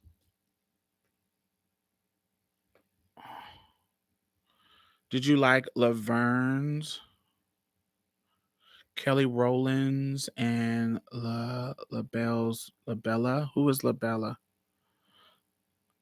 Nose jobs are nice.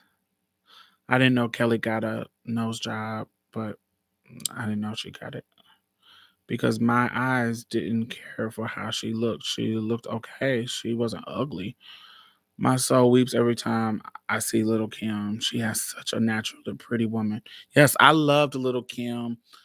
Little Kim, when she was in the Get Money video, she looked just so sickening to me. Patty's nose was a country on its own. It doesn't count. But I mean, it was big. So what the game, the same game that you're trying to play about K Michelle in the sense of it's still smaller. And so does smaller mean better? It's Patty still went smaller. Little Kim's first knob job was everything. Yeah, whatever she had for how many licks does it take till you get to the center of the whatever that was. Wherever she was with how many licks or La Bella Mafia. Wherever she was with La Bella Mafia, that's where she should have stayed. Really, she could have stayed where she was at for um Get Money. But if she wanted, if that's what she just needed something and wanted to get, a difference, then, wherever she was with La Bella Mafia, I liked it. I love that. Yeah, she was sickening on the jump off. Um,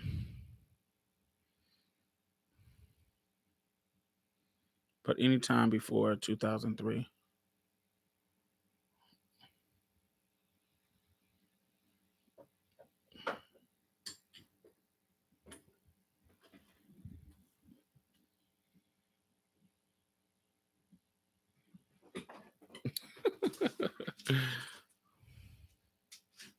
What else? What else y'all got?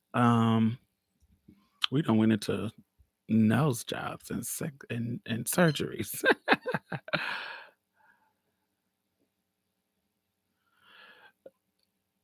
What else?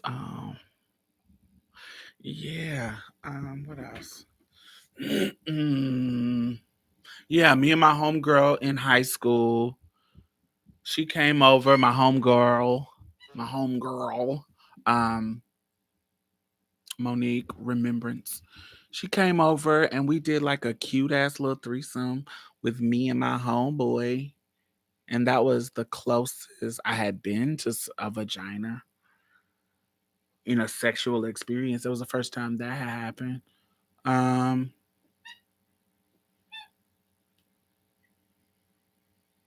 Yeah, I haven't. Yeah, I haven't experienced anybody with a vagina, darlings.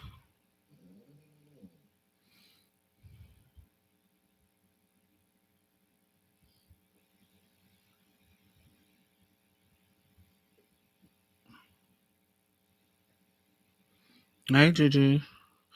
I'm not playing a game. There are natural black features, and there are circumstances where your characteristics are disproportionate. Hmm.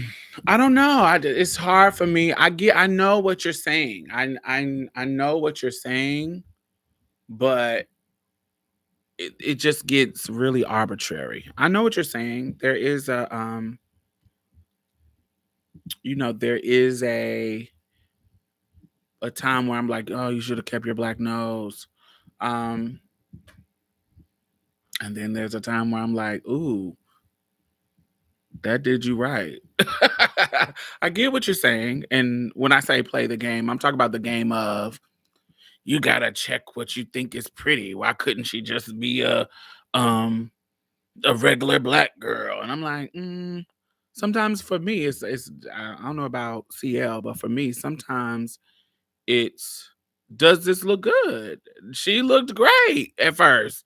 I think she looks whatever she did looks great now. I think it's great. I don't think it was a bad investment. I think that if that's what she wanted to look like, I think it's a great look. And then there's some people who, you know, it's like it's like Kylie Jenner. Like the motherfuckers can talk all the shit they want about getting surgeries and all them bitches are plastic. But Kylie, whatever the fuck she did, took her to a whole other level of beauty. Whole other level. She looks great. If it works, it works. And then now she's starting to get too much. But even Chloe's getting a little too much. But when Chloe first was getting a little work done, she started to look better and less like a ogre, less like Fiona from Shrek. She started to look more sickening.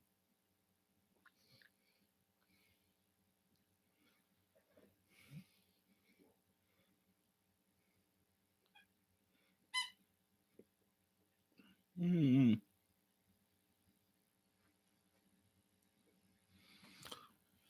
I think that sometimes it's an upgrade, and do they do the upgrade sometimes border the line of um Eurocentric beauty standards? Yeah, when I get my work done, baby.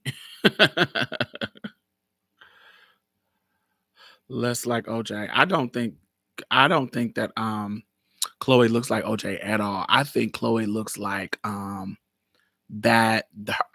Kim Chris Jenner's old hairdresser. That's who I think her father is. Her old hairdresser. Um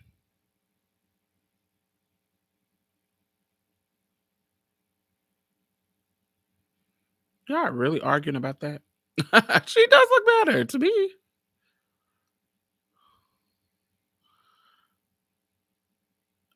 Yeah, Kyla looks better. Um I don't know.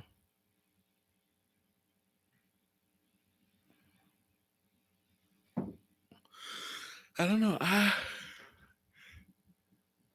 I'm okay. I'm I think surgery can be good. I can't be a trans woman and be anti-surgery. I think that's weird as hell to me.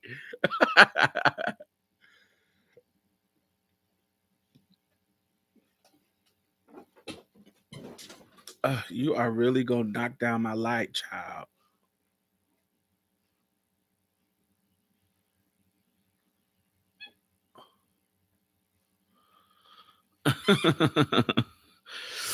At the end of the day, it depends on the person and how they feel. Others of me is kind of mute. Yeah.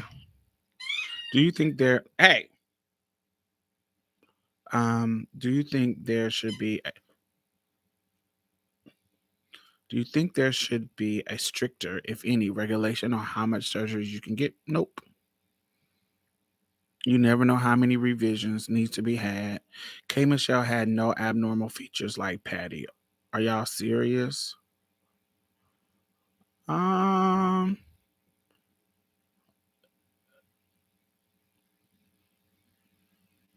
I don't know, but is it abnormal to have a big nose? I know some big nose people that keep it. Up Tarana Burke.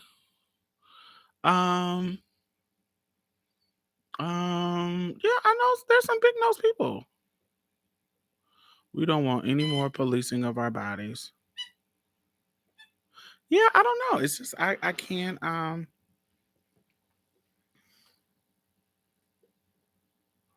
I don't know if I feel like if she didn't want it, she didn't want it.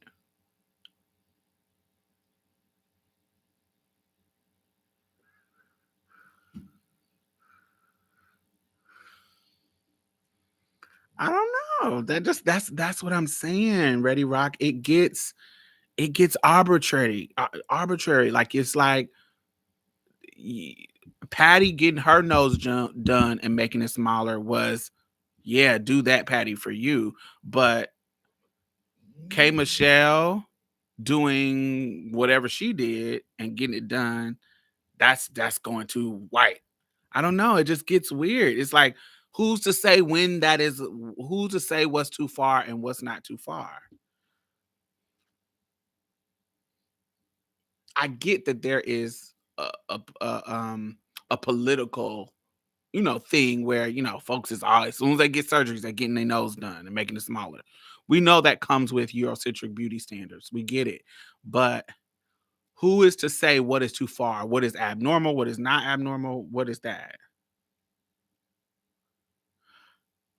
If her nose was taking up more space than her face. Y'all know what I'm saying. But that's what I'm saying. But we don't. Like there are people who have their noses they like there is her noses. It's just a big nose. But she got it done to make it smaller.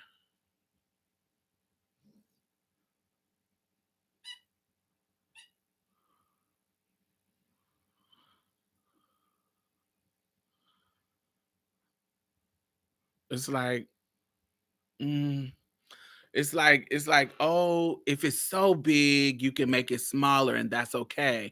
But if it's normal size, you can't make it smaller because that means you're trying to be white. It just feels um it just feels arbitrary. I don't know. It just feels like I don't know. That feels weird. Tony Braxton too. Everybody rant and rave about her nose. Yeah, I didn't like Tony's nose job, but she got her nose done. Um, I liked however Tony looked on the Secret album. Whatever, I don't know if was that her original nose on the Secret album or was that like another time?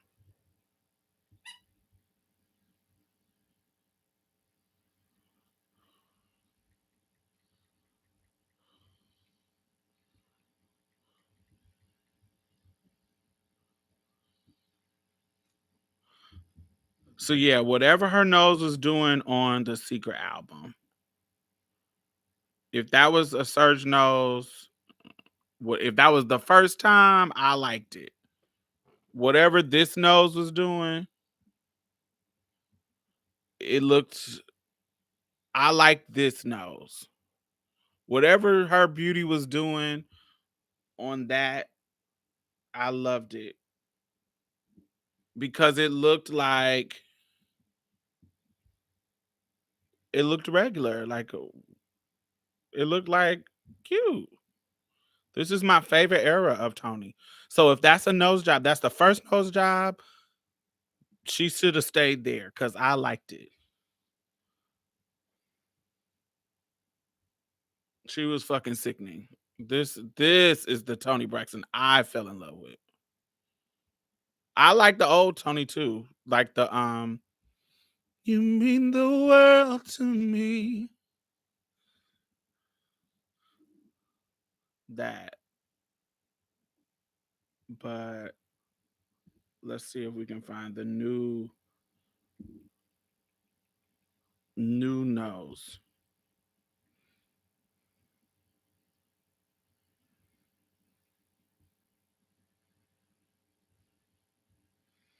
The only thing that matters to me. Okay, yeah.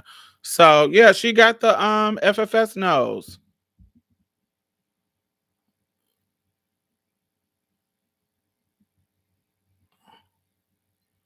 Tony got the FFS nose. I don't know how to make it zoom in.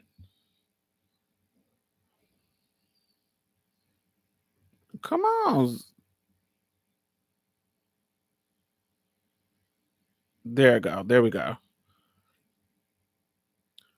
Y'all see, this is the FFS nose. That is the exact FFS nose. It lifts up and the bridge is really strong. Yes, that's what it is.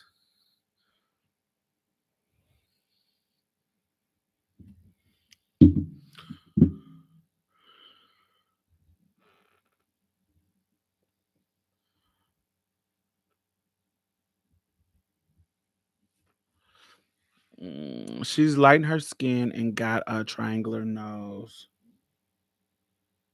Um, I don't think Tony.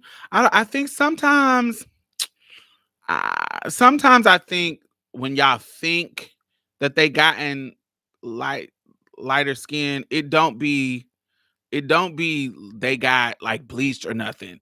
We have better cameras, we have better lighting technique, and we have better makeup technique as well.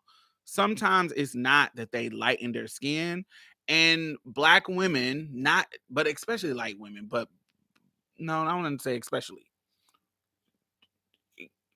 Sometimes your color is drastically different if you've been in the sun and if you haven't been in the sun. And you got to adjust your makeup. And sometimes it's don't be lightening. And I don't know if y'all seen them. I don't want to say just Africans, but like you see them Africans and you see them like your Caribbean women that bleach and men that bleach. You can tell they're bleaching because you can see that kind of ashy glow. Um,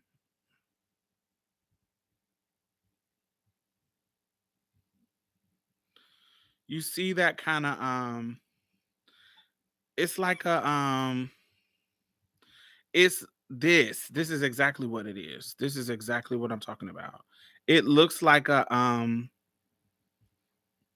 it look like this is what it be looking like. It look like a translucent ass motherfucker. It don't look all clean and beautiful like y'all be seeing. It looks like it looks grayish. Yeah, it looks kind of grayish.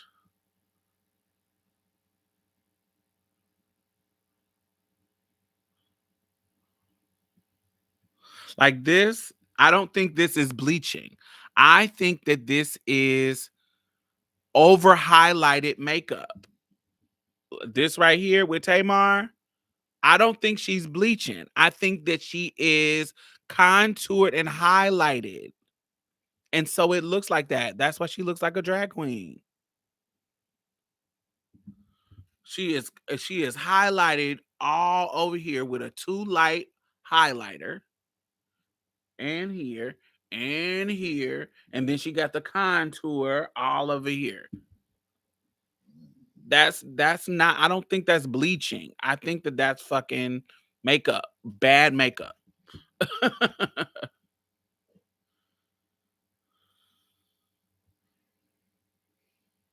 And even with Beyonce. So look at Beyonce.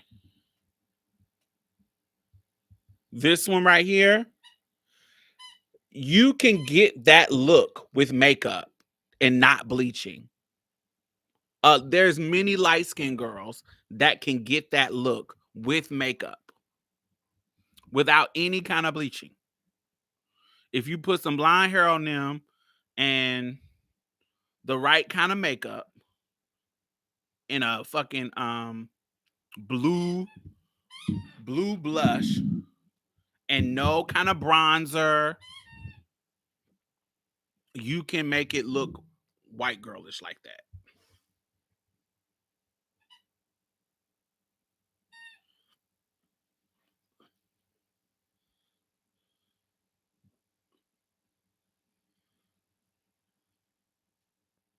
Yeah, Tony look fire.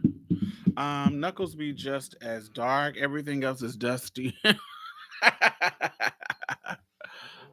um, why didn't Kay get darker and get a wider nose? Let's not do this. You know what it is. I think I already said I know what you're talking about, but why is it you're okay with Patti LaBelle doing it to the extent that she did, but not okay with K Michelle doing it? When who makes the rules of when it's too far and when it's okay to do? Like you're saying it's okay for Patty, who you deem as having a big, you said it's a country on her nose. Who says that it's okay for her to do it, but because she has a too big abnormal nose, and it's not okay for whatever K Michelle had to do it? Why is it, who makes those rules?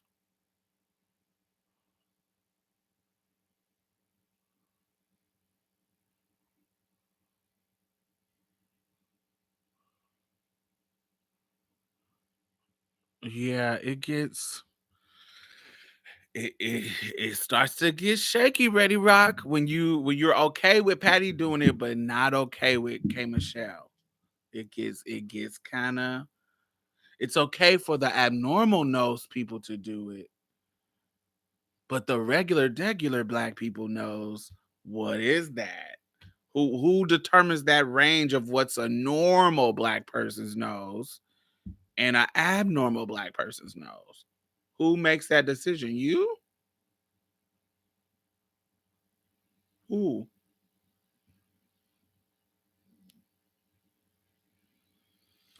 You mean the world to me. You are my everything. It should be up to the individual. It's just a shame that poor self-esteem usually drive that decision. And so then, oh, this is about to get real deep. Do I want to go here? Okay, so hmm.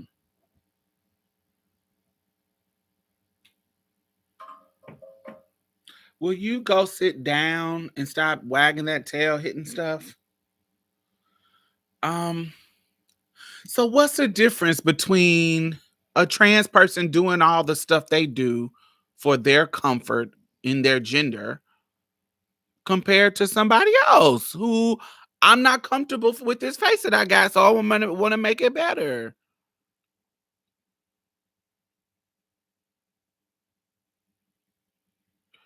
Patty wasn't average into any standard. Okay. I feel like Patty LaBelle had a big nose, but I don't feel like she had a big nose to where it was out of. I don't think that there's a difference. I don't think it is either. Um,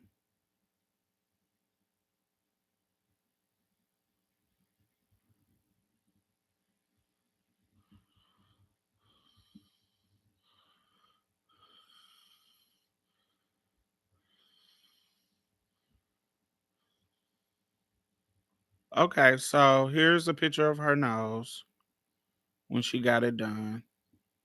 After, before and after she got it done.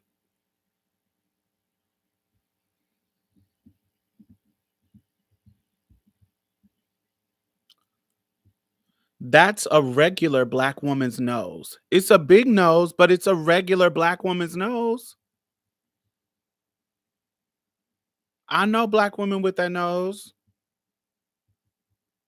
It's big, but it's nothing. It's not you making abnormal seem like it's a deformity. That's not a deformed over that's not a overly sized deformed looking nose. That looks like a regular. I've seen that nose all my life on black women.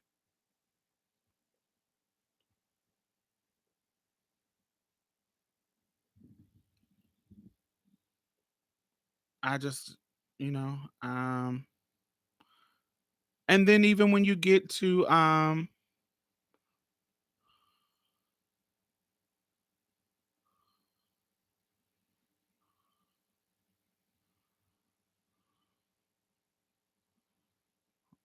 yeah, I don't even know who make those standards.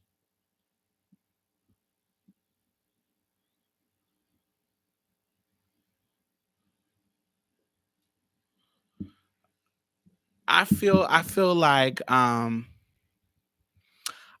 like Patti LaBelle's nose was the equivalent of Gladys Knight's lips, where Gladys Knight had full black woman's lips. They weren't abnormal. They were just full black women's lips. They were her main feature.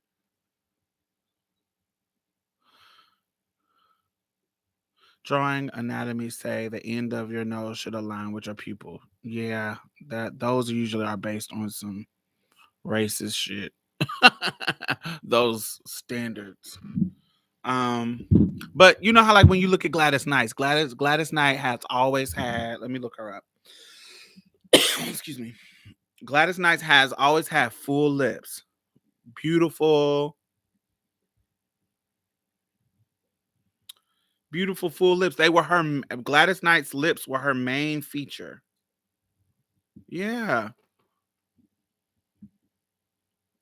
just beautiful full lips, and her nose wasn't that small either.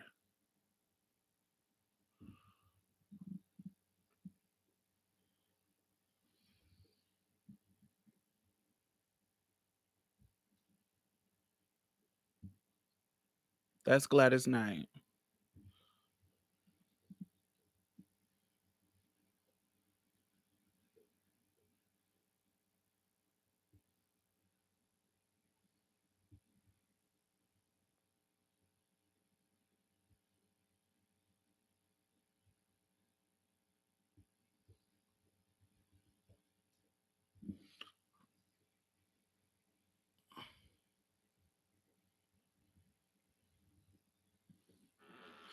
I brought up Patty's nose not about her.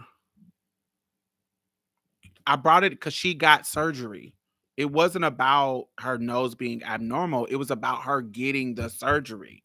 And she was an example of somebody who got surgery that took it down. I brought her up because she got surgery.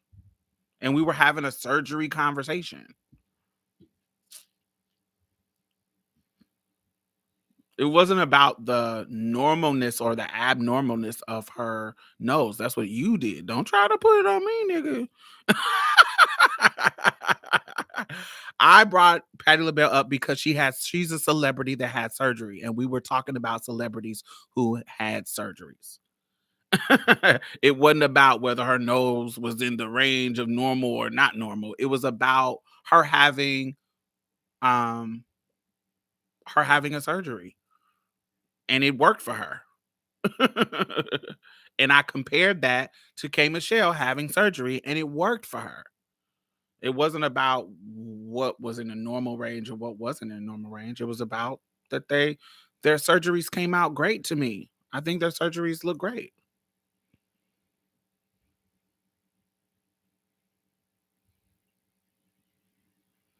Kelly Rowland has to play Gladys Knight when they do a movie.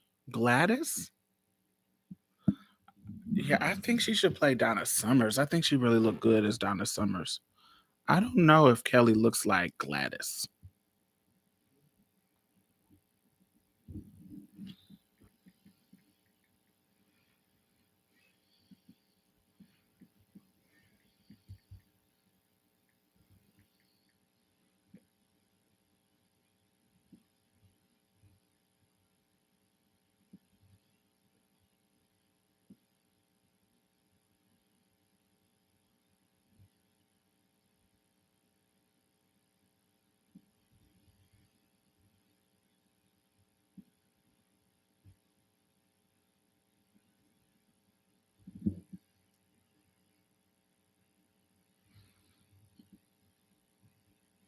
This is Kelly Rowland's.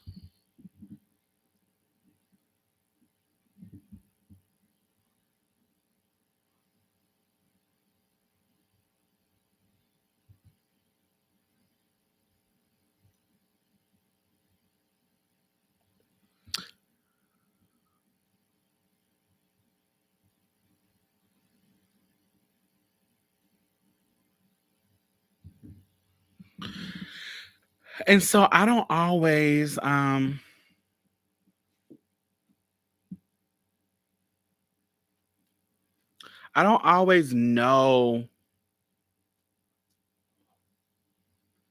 I don't always know when it's surgery or makeup or you just became a woman.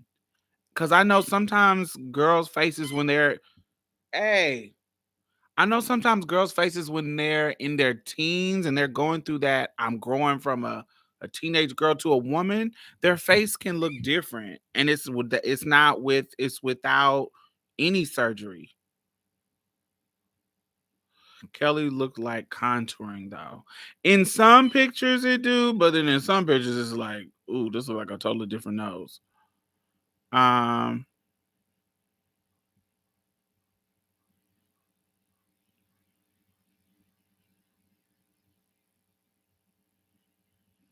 like this one, I feel like it could be contouring.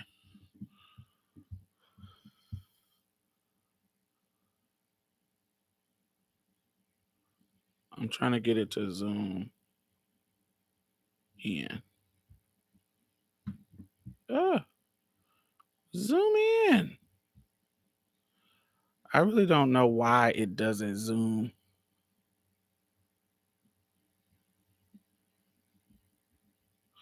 This one I feel like is contouring, but then some of them I feel like, ooh, this look like a different nose.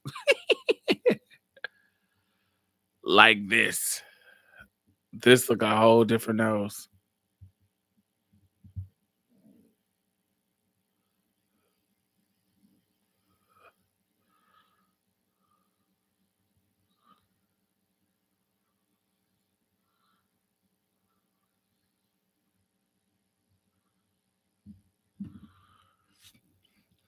There's correcting a problem that's not symmetrical to your face and something that's completely changes your makeup. I believe we all know that, but making excuses, but go off. Still love and respect you. I don't think I think you're not clocking your own tea. Ready Rock. I don't think you're clocking your own tea. So I haven't said anything about any one of these people being getting surgeries being a problem. You are the only one that's making the point of shit being a problem. I haven't said anybody getting their surgeries was a problem. I have said that I like what they have gotten. That's all I've said. I've said I like it. You have made the distinction of Patty, who you said had the abnormal, now it's asymmetrical nose, it's asymmetrical, it's abnormal, it's big enough to have a state. You have said these negative, derogatory, pejorative things about Patty's nose and her, and how it's okay for her to do it because it's just you're saying it's just correcting. But when K Michelle, who you deem as in the norm, you said that she was a regular black girl.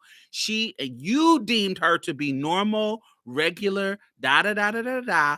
Because she went and got some work done that took her to the Eurocentric beauty, that is a problem. You are the only one in this conversation that has made the distinction between these two people.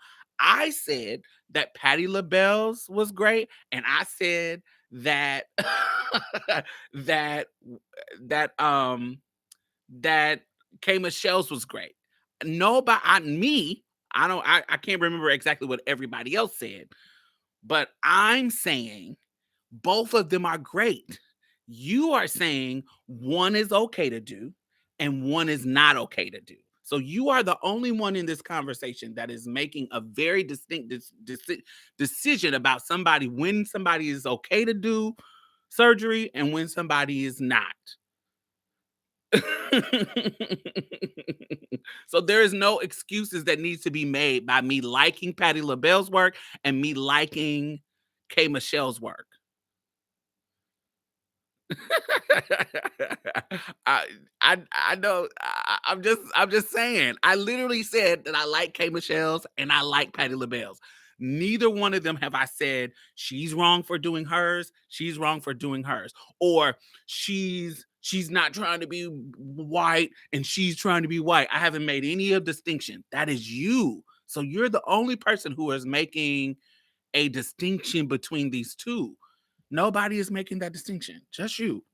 And so you got to ask yourself, since you're trying to clock RT about it, you got to ask yourself, why are you making the distinction about one woman making her nose smaller because you think it was abnormal and another woman making her nose smaller? And this is going Eurocentric beauty standards.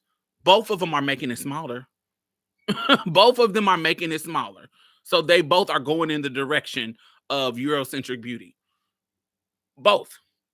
But for you, one is okay and one is not.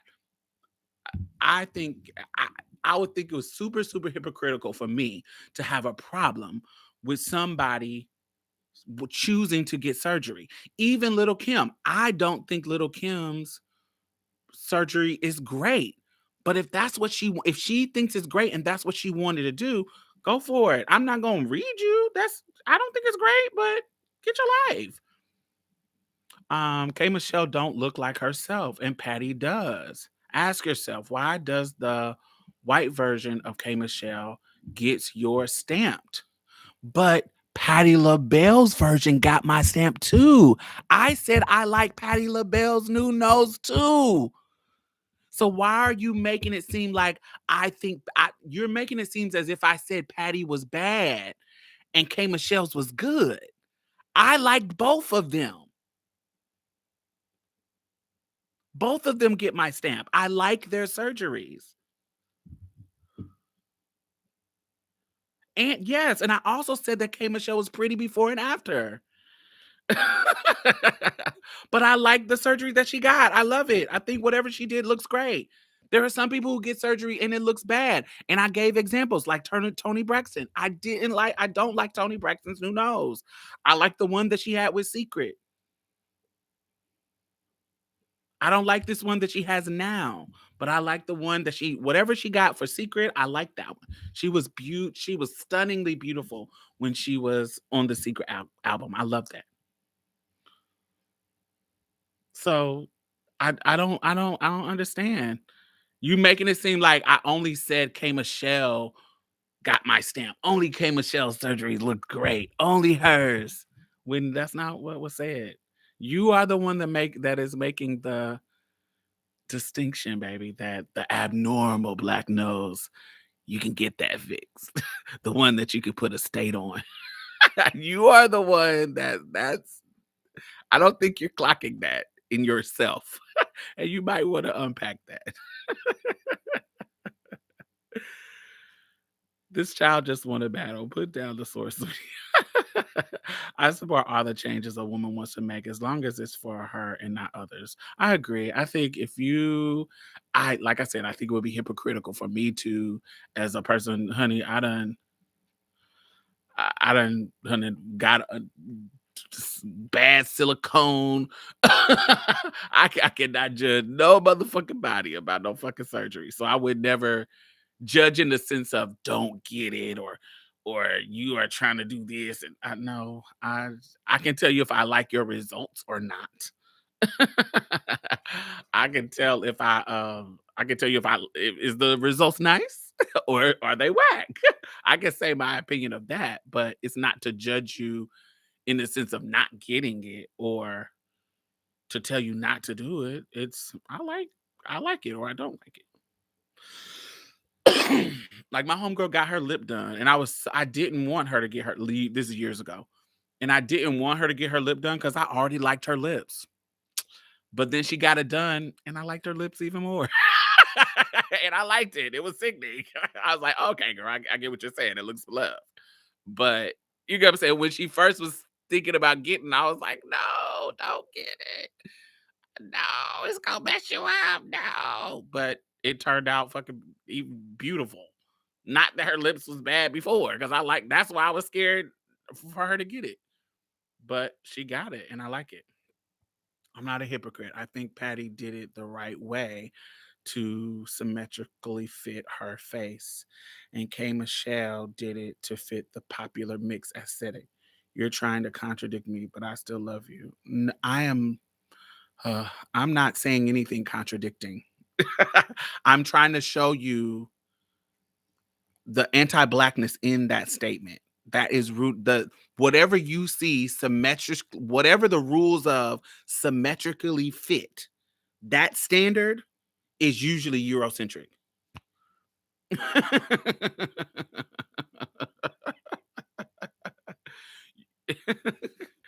Whatever that standard, that symmetrical fit, whatever that is, you that is if her making her nose smaller means it's symmetrically fit, then honey, that is rooted in a European standard. Cuz was her nose was not out of the black people range. It wasn't like some big ass gonzo. Yeah, it was very regular black nose.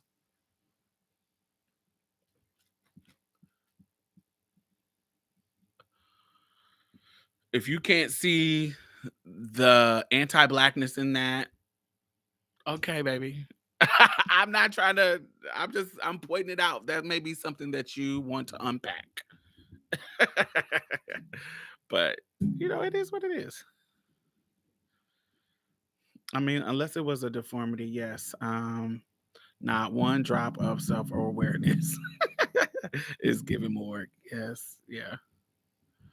But yes, I do think about that. Like it's people act like getting work done is about self-esteem. And I think that it is okay. And you know what I'm saying? I think that it is okay for things that if it's in your control to fix, for you to fix for your self-esteem. Isn't that what self-care is? Like, isn't going to get your hair done, going to get your nails done, going to get a facial, maybe not going under the knife, but doing things to make your skin more clear, to make your hair more beautiful, changing those things about you. It may not be as drastic as surgery, but changing yourself up and sprucing yourself up, putting a bra on that make your titties sit up, putting a waist thing on to make your stuff not jiggle and shake and it just look more firm and more streamlined. All that stuff is to give a better image of yourself. It may not be as drastic as going under the knife, but we all do things physically to make ourselves feel good about ourselves, to make ourselves pretty, whether it be makeup, whether it's go get a haircut, go get a fade, go get the perfect lineup. I'm switching barbers because this barber don't know how to do the line like I like. I like my barber over here. And whatever you do that is a part of your grooming that makes you look pretty, we all do it. It may, like I said, I'll say again, it may not be to the extent of it may not be to the extent of surgeries, but it all is based on you wanting yourself to look good. So if I have an A cup and I want to go get a C or a B to look like I got some kind of titties and I don't got these fucking bee stings, if it makes me feel good, sickening.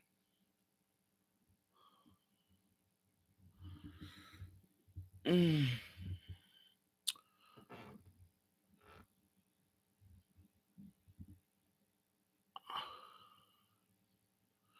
Uh,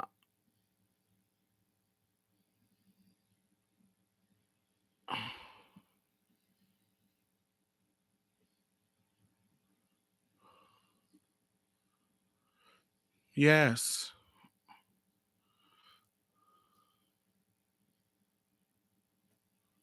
So basically, if it's a black nose, it's not symmetrical. That's what it sounds like, Chris. I don't know. He's making it seem like her nose was just so abnormal, but I showed a picture of it and it looks like a regular big black person's nose. It doesn't seem like a deformity. It doesn't seem like a deformity to me. And also, no one is actually symmetrical. Some are just more symmetrical than others. I don't know.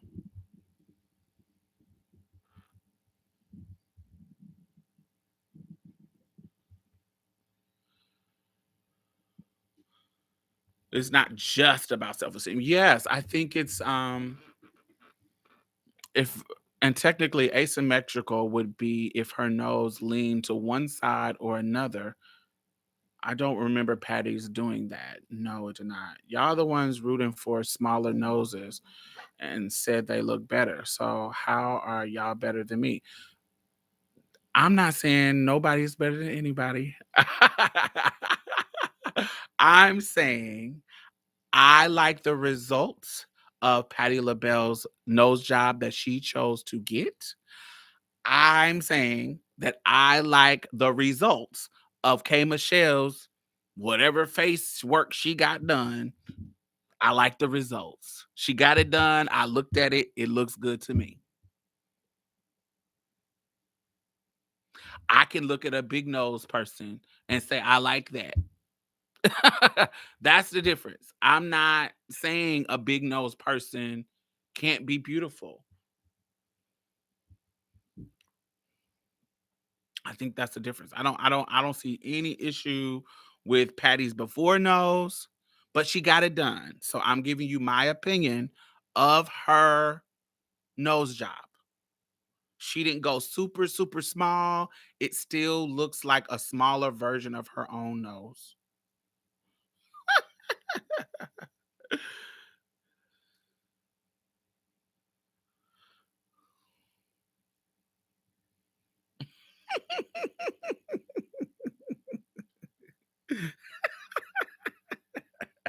Y'all are silly. Truth is, I'm tired. Who is that? Is that Tamala Man?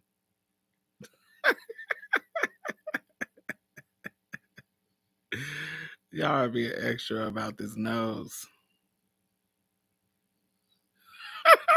The failure to comprehend demon is active in these chats tonight. No, I think when you turn the mirror when somebody says something. I think sometimes when you turn the mirror, it gets people uncomfortable and they don't know how to see when their anti-blackness come out. They be like trying to squirm and hit you and defend themselves and flip it back. And it's like, here's the mirror, honey. Here's the mirror. Keep looking, keep looking.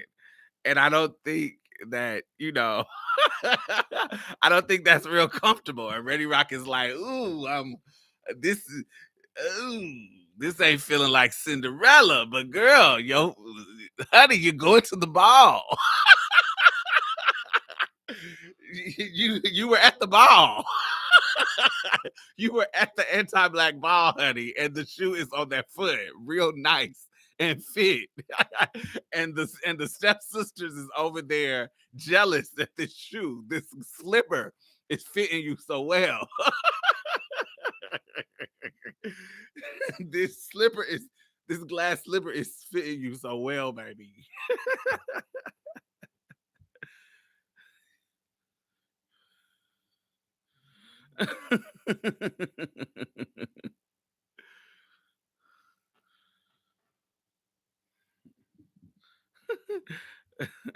You love your black nose, but not Patty's.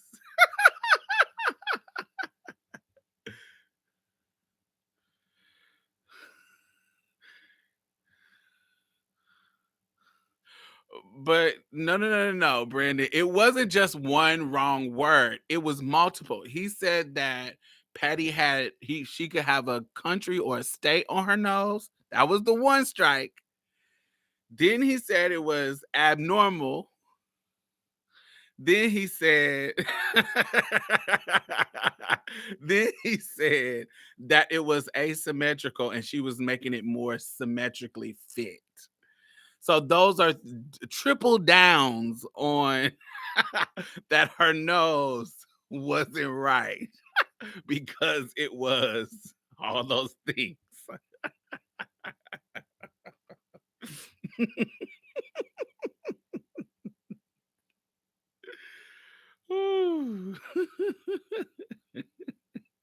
We saw you tipping and we saw you tip out at 12 o'clock when the clock struck 12. We saw you tip out.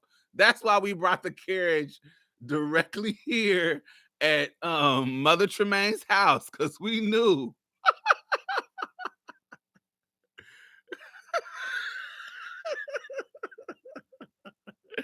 we knew we knew that this slipper was gonna fit you because you was at the ball.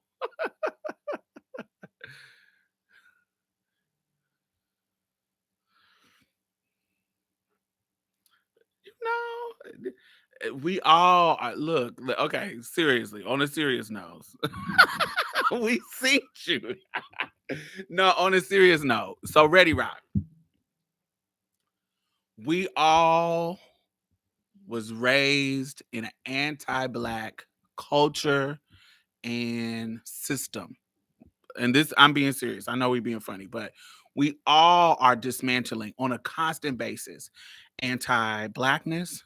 We are all trying to battle against white supremacy because we were raised in this. So there are going to be times when you find yourself face to face with some of these notions that you were raised with, that you was raised to believe. And if you and it's a constant work for us to do. And the closer you get to accepting it, the closer you get to accepting it and understanding that we all have these things where they come up. We all do. I don't think I know we're talking about you in the sense of that, but we all do. It all comes up at some point. This situation, it wasn't us, it's you. In another situation, it might be me. Another situation might be somebody else.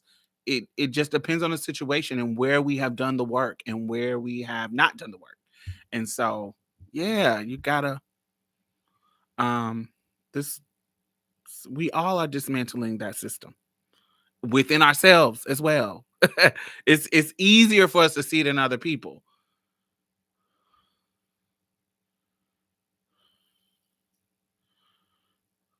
Yeah, it's just like mm,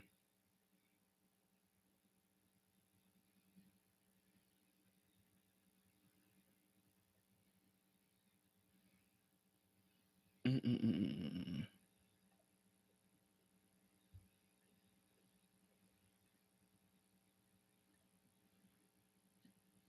mm, we are all rooted in anti-blackness by agreeing with bleaching her skin.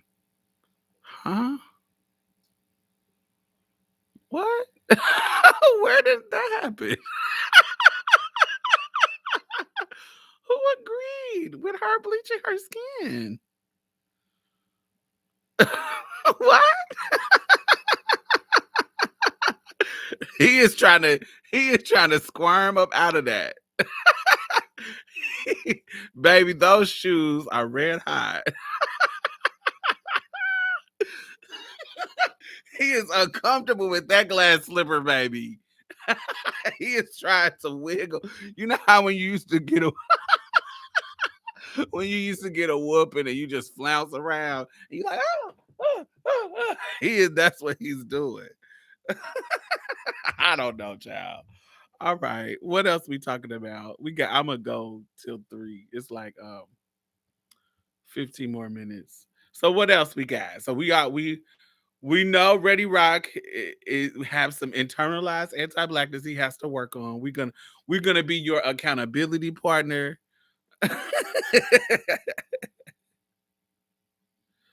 It happened when you said she looks better bleaching her skin.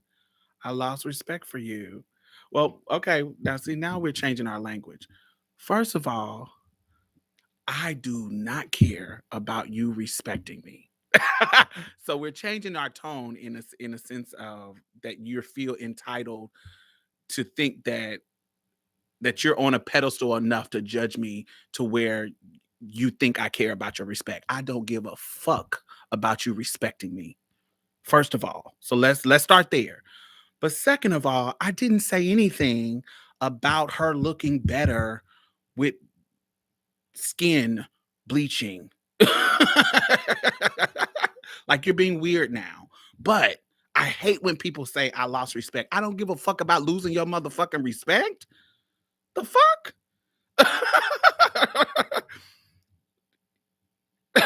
What the fuck are you talking about? Who the fuck are you? I don't know who the fuck you think you are, where your respect matters to me, motherfucker. I don't give a fuck about no motherfucker respecting me, especially an anti-black ass motherfucker who can't accept that he anti-black. So I don't care about you not respect or you losing respect about some shit that I didn't even fucking say. So keep that shit to your motherfucking sense. And if you lost that much respect, get the fuck on. Period. At first it was fun, but this whole lost respect shit, that pissed me off. I don't give a fuck about your respect at all. Period. I want you to understand that. I don't get on here for no motherfucking respect from another motherfucker. At all. At all. Your respect don't do nothing. Period. Nothing for me. So whatever respect you lost, you shouldn't have gave it to me. Because you shouldn't have no expectations for me to disappoint. Because I'm going to do whatever the fuck I want to do. And say whatever the fuck I want to say. You was talking shit about that lady nose. Talking hella shit. And you was called out about it. And you mad because you was called out about it because you anti-black? Nigga. Accept that shit. Wear that jacket. You was talking about Patti LaBelle's nose. Nobody was talking about bleaching of her skin in the sense of praising her bleaching her skin or praising her because she looked more white. Wasn't nobody doing that shit but you. You had an issue. You had an issue with that shit. You was trying to call out people anti-blackness, but you exposed your own. That's what happened. And you mad about it. So you should have lost respect for your motherfucking self. And your mama and your daddy who taught you that big noses was bad. That's who respect you should have lost, motherfuckers. Since you talk about losing respect, those are motherfuckers that taught you what was bad. That's who you should have looked at. That's when you talk about losing respect. Whoever taught you to hate big noses, that's that's who you should have looked at as far as who you respect and shouldn't respect or lost respect. Not me.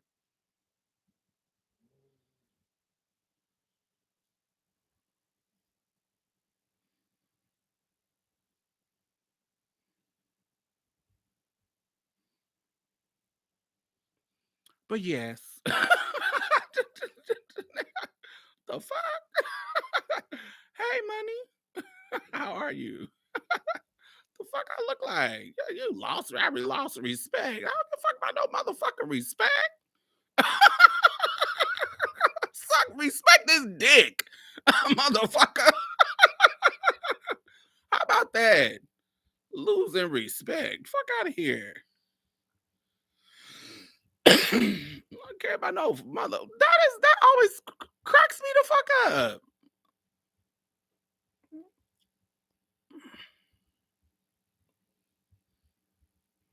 Respect.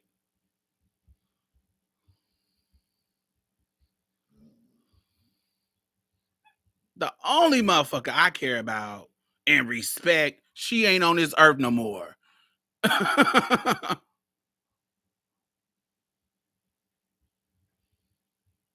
Then stop, baby. At this point, you being disrespectful. So just stop.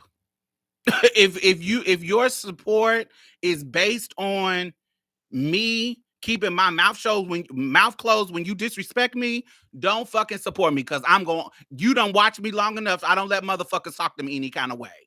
So if you don't like it, get the fuck on. Don't support. And I don't understand why I say this enough. I don't have a big enough audience to have to worry about my money don't come from this shit. I do this for fun because it's late night cool. We doing what we doing. My money don't come from this.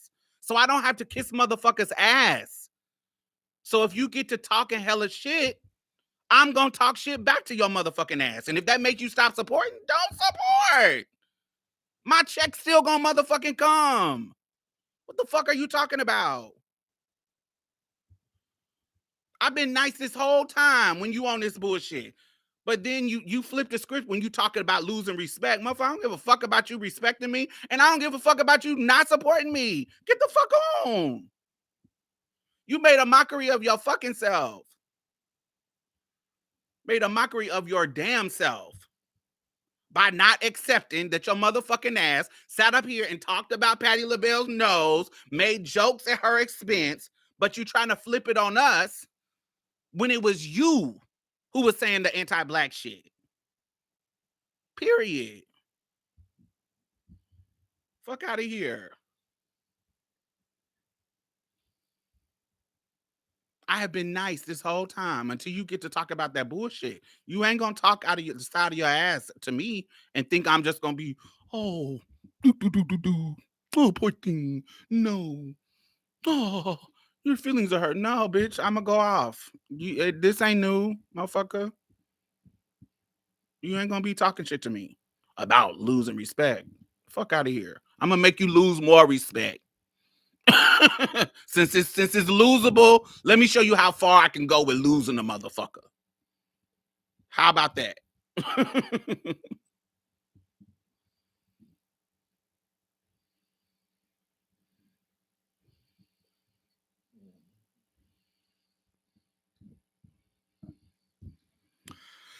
Oh, nothing, darling money. We were talking about surgeries and we were talking about surgeries that we like and don't like. And Ready Rock had a problem with us liking K Michelle surgeries. And then I said, well, I like even surgeries that don't go European white, like Patti LaBelle. When she got her nose done, she didn't go to a white person's nose. She just went smaller. And I liked hers too. I liked hers and I liked K Michelle's. I liked and then I named some ones that I didn't like. I don't like Toni Braxton's. Just that. Just talking about who we like and who we didn't like. It wasn't about anti-blackness, da da da da. But then he started to make anti-black statements. And people started calling him out for it. And he got uncomfortable with the mirror that was reflecting. And then we were all just joking and talking nice, and it was all good. But then he gets to talking about losing respect. Don't nobody give a fuck about your respect, especially over on this side of the camera. I don't give a fuck about your respect. And if it's losable, I want to lose it all the way to where you're not coming back. Bye. If it's losable because of this, because I'm telling you anti-black, then you don't need to be here anyway. Bye. This is the learning space. And if you're not learning your anti-blackness, you don't need to be here. Whether it be internal, you like a white motherfucker coming in talking about saying some racist shit and don't know that they're being racist. Fuck out of here. Talk about lost respect. We should be losing respect for your ass. That's who should be us. We the one was assaulted with your anti-blackness.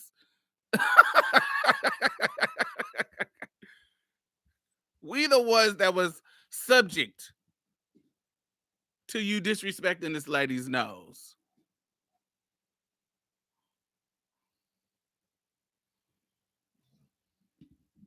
But we was letting you make it because I even tried to be nice and calm it down and say, look, we all navigating this anti-black world. And there's going to be some moments for all of us that we're working on. And then you just go off the deep end. I don't understand you motherfuckers. Motherfuckers just don't know how to keep it cute. Don't understand. That's crazy. But I can't wait to get my orchiectomy. That's the is that the orchiectomy? Is that the castration? I know tracheal shave is for the Adam's apple. Orchiectomy is the castration, right?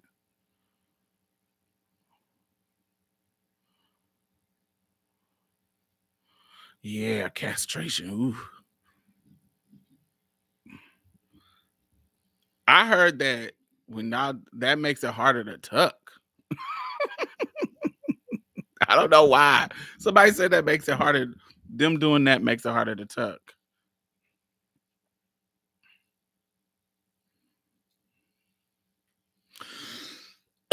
Those are cheap, aren't they? Aren't the castration cheap?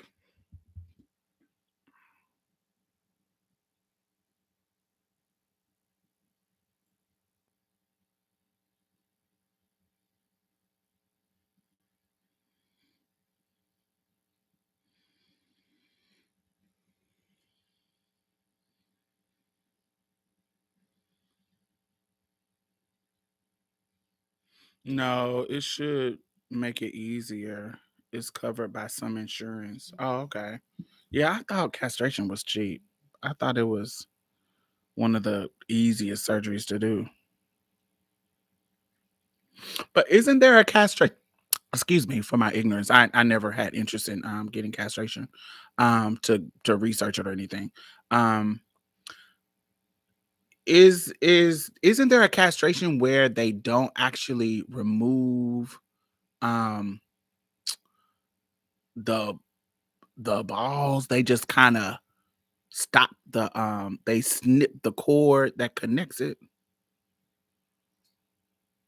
Some place will cut them balls off for free. Uh-huh.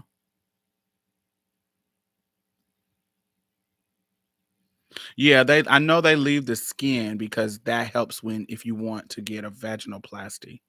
It's pretty cheap, about the price of a breast augmentation based on the research I did. It costs the same as titties? Oh no, I know some people that'll do it for cheaper than that. There isn't there a different there's ones that there's a removal, and isn't there one where it's just stop it? It has to be one that's I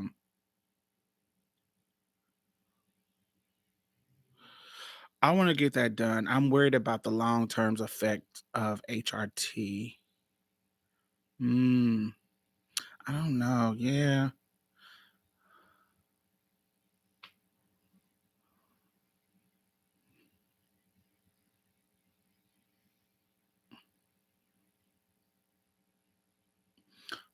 My homegirl got castrated, but it when she didn't have a certain she had to get on some type a small portion of testosterone though, because everybody produces estrogen and testosterone. Everybody's supposed to it's just a certain level that you're supposed to be. It's supposed to be a certain level of estrogen if you're a woman, and a certain level of testosterone if you're a man. Well, range. Um, and so when she got castrated, it was something about because she wasn't taking anything that it was throwing her equilibrium off, and she needed to be on estrogen and testosterone. Yes, I don't mind the estrogen pills, but I want to get off the injections. Hmm. Hey, Shonette, how does your testosterone balance? Would be my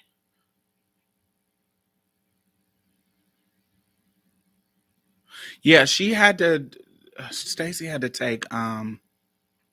Stacy had to take a level of testosterone with her estrogen, but not it to get her at the normal levels. Like When they do your labs, you supposed to be supposed to be in this range of estrogen and this range, a lower range, super lower range of testosterone.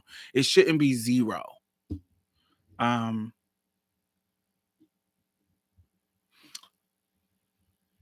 oh, so it's about needles for you.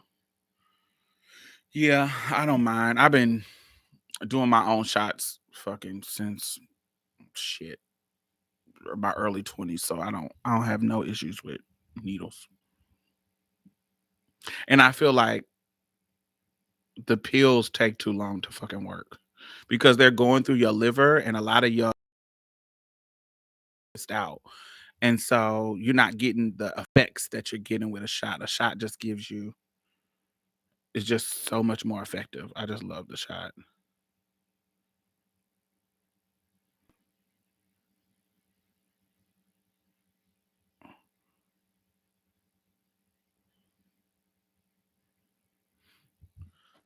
Usually you go to one pill of estrogen and you stop the T blockers for castration. Yeah, I think it was something about her. Um, it was something. I know it was throwing her equilibrium off. She was running in the fucking she was running into walls and shit because of her imbalance. It was something weird. Something I think it was unique to her.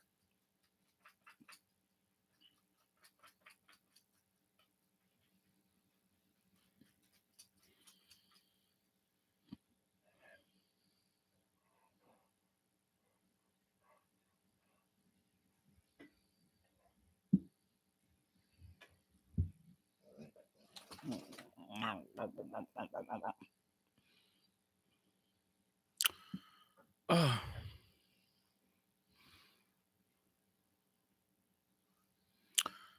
But all right, it is. We've been on here for 3 hours.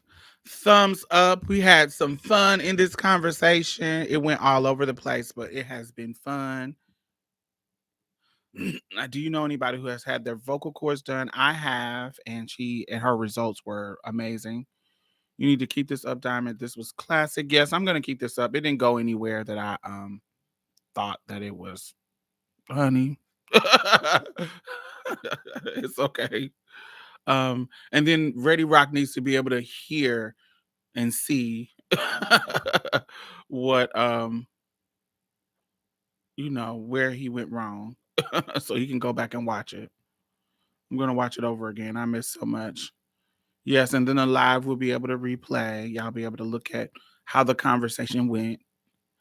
Um, but yes,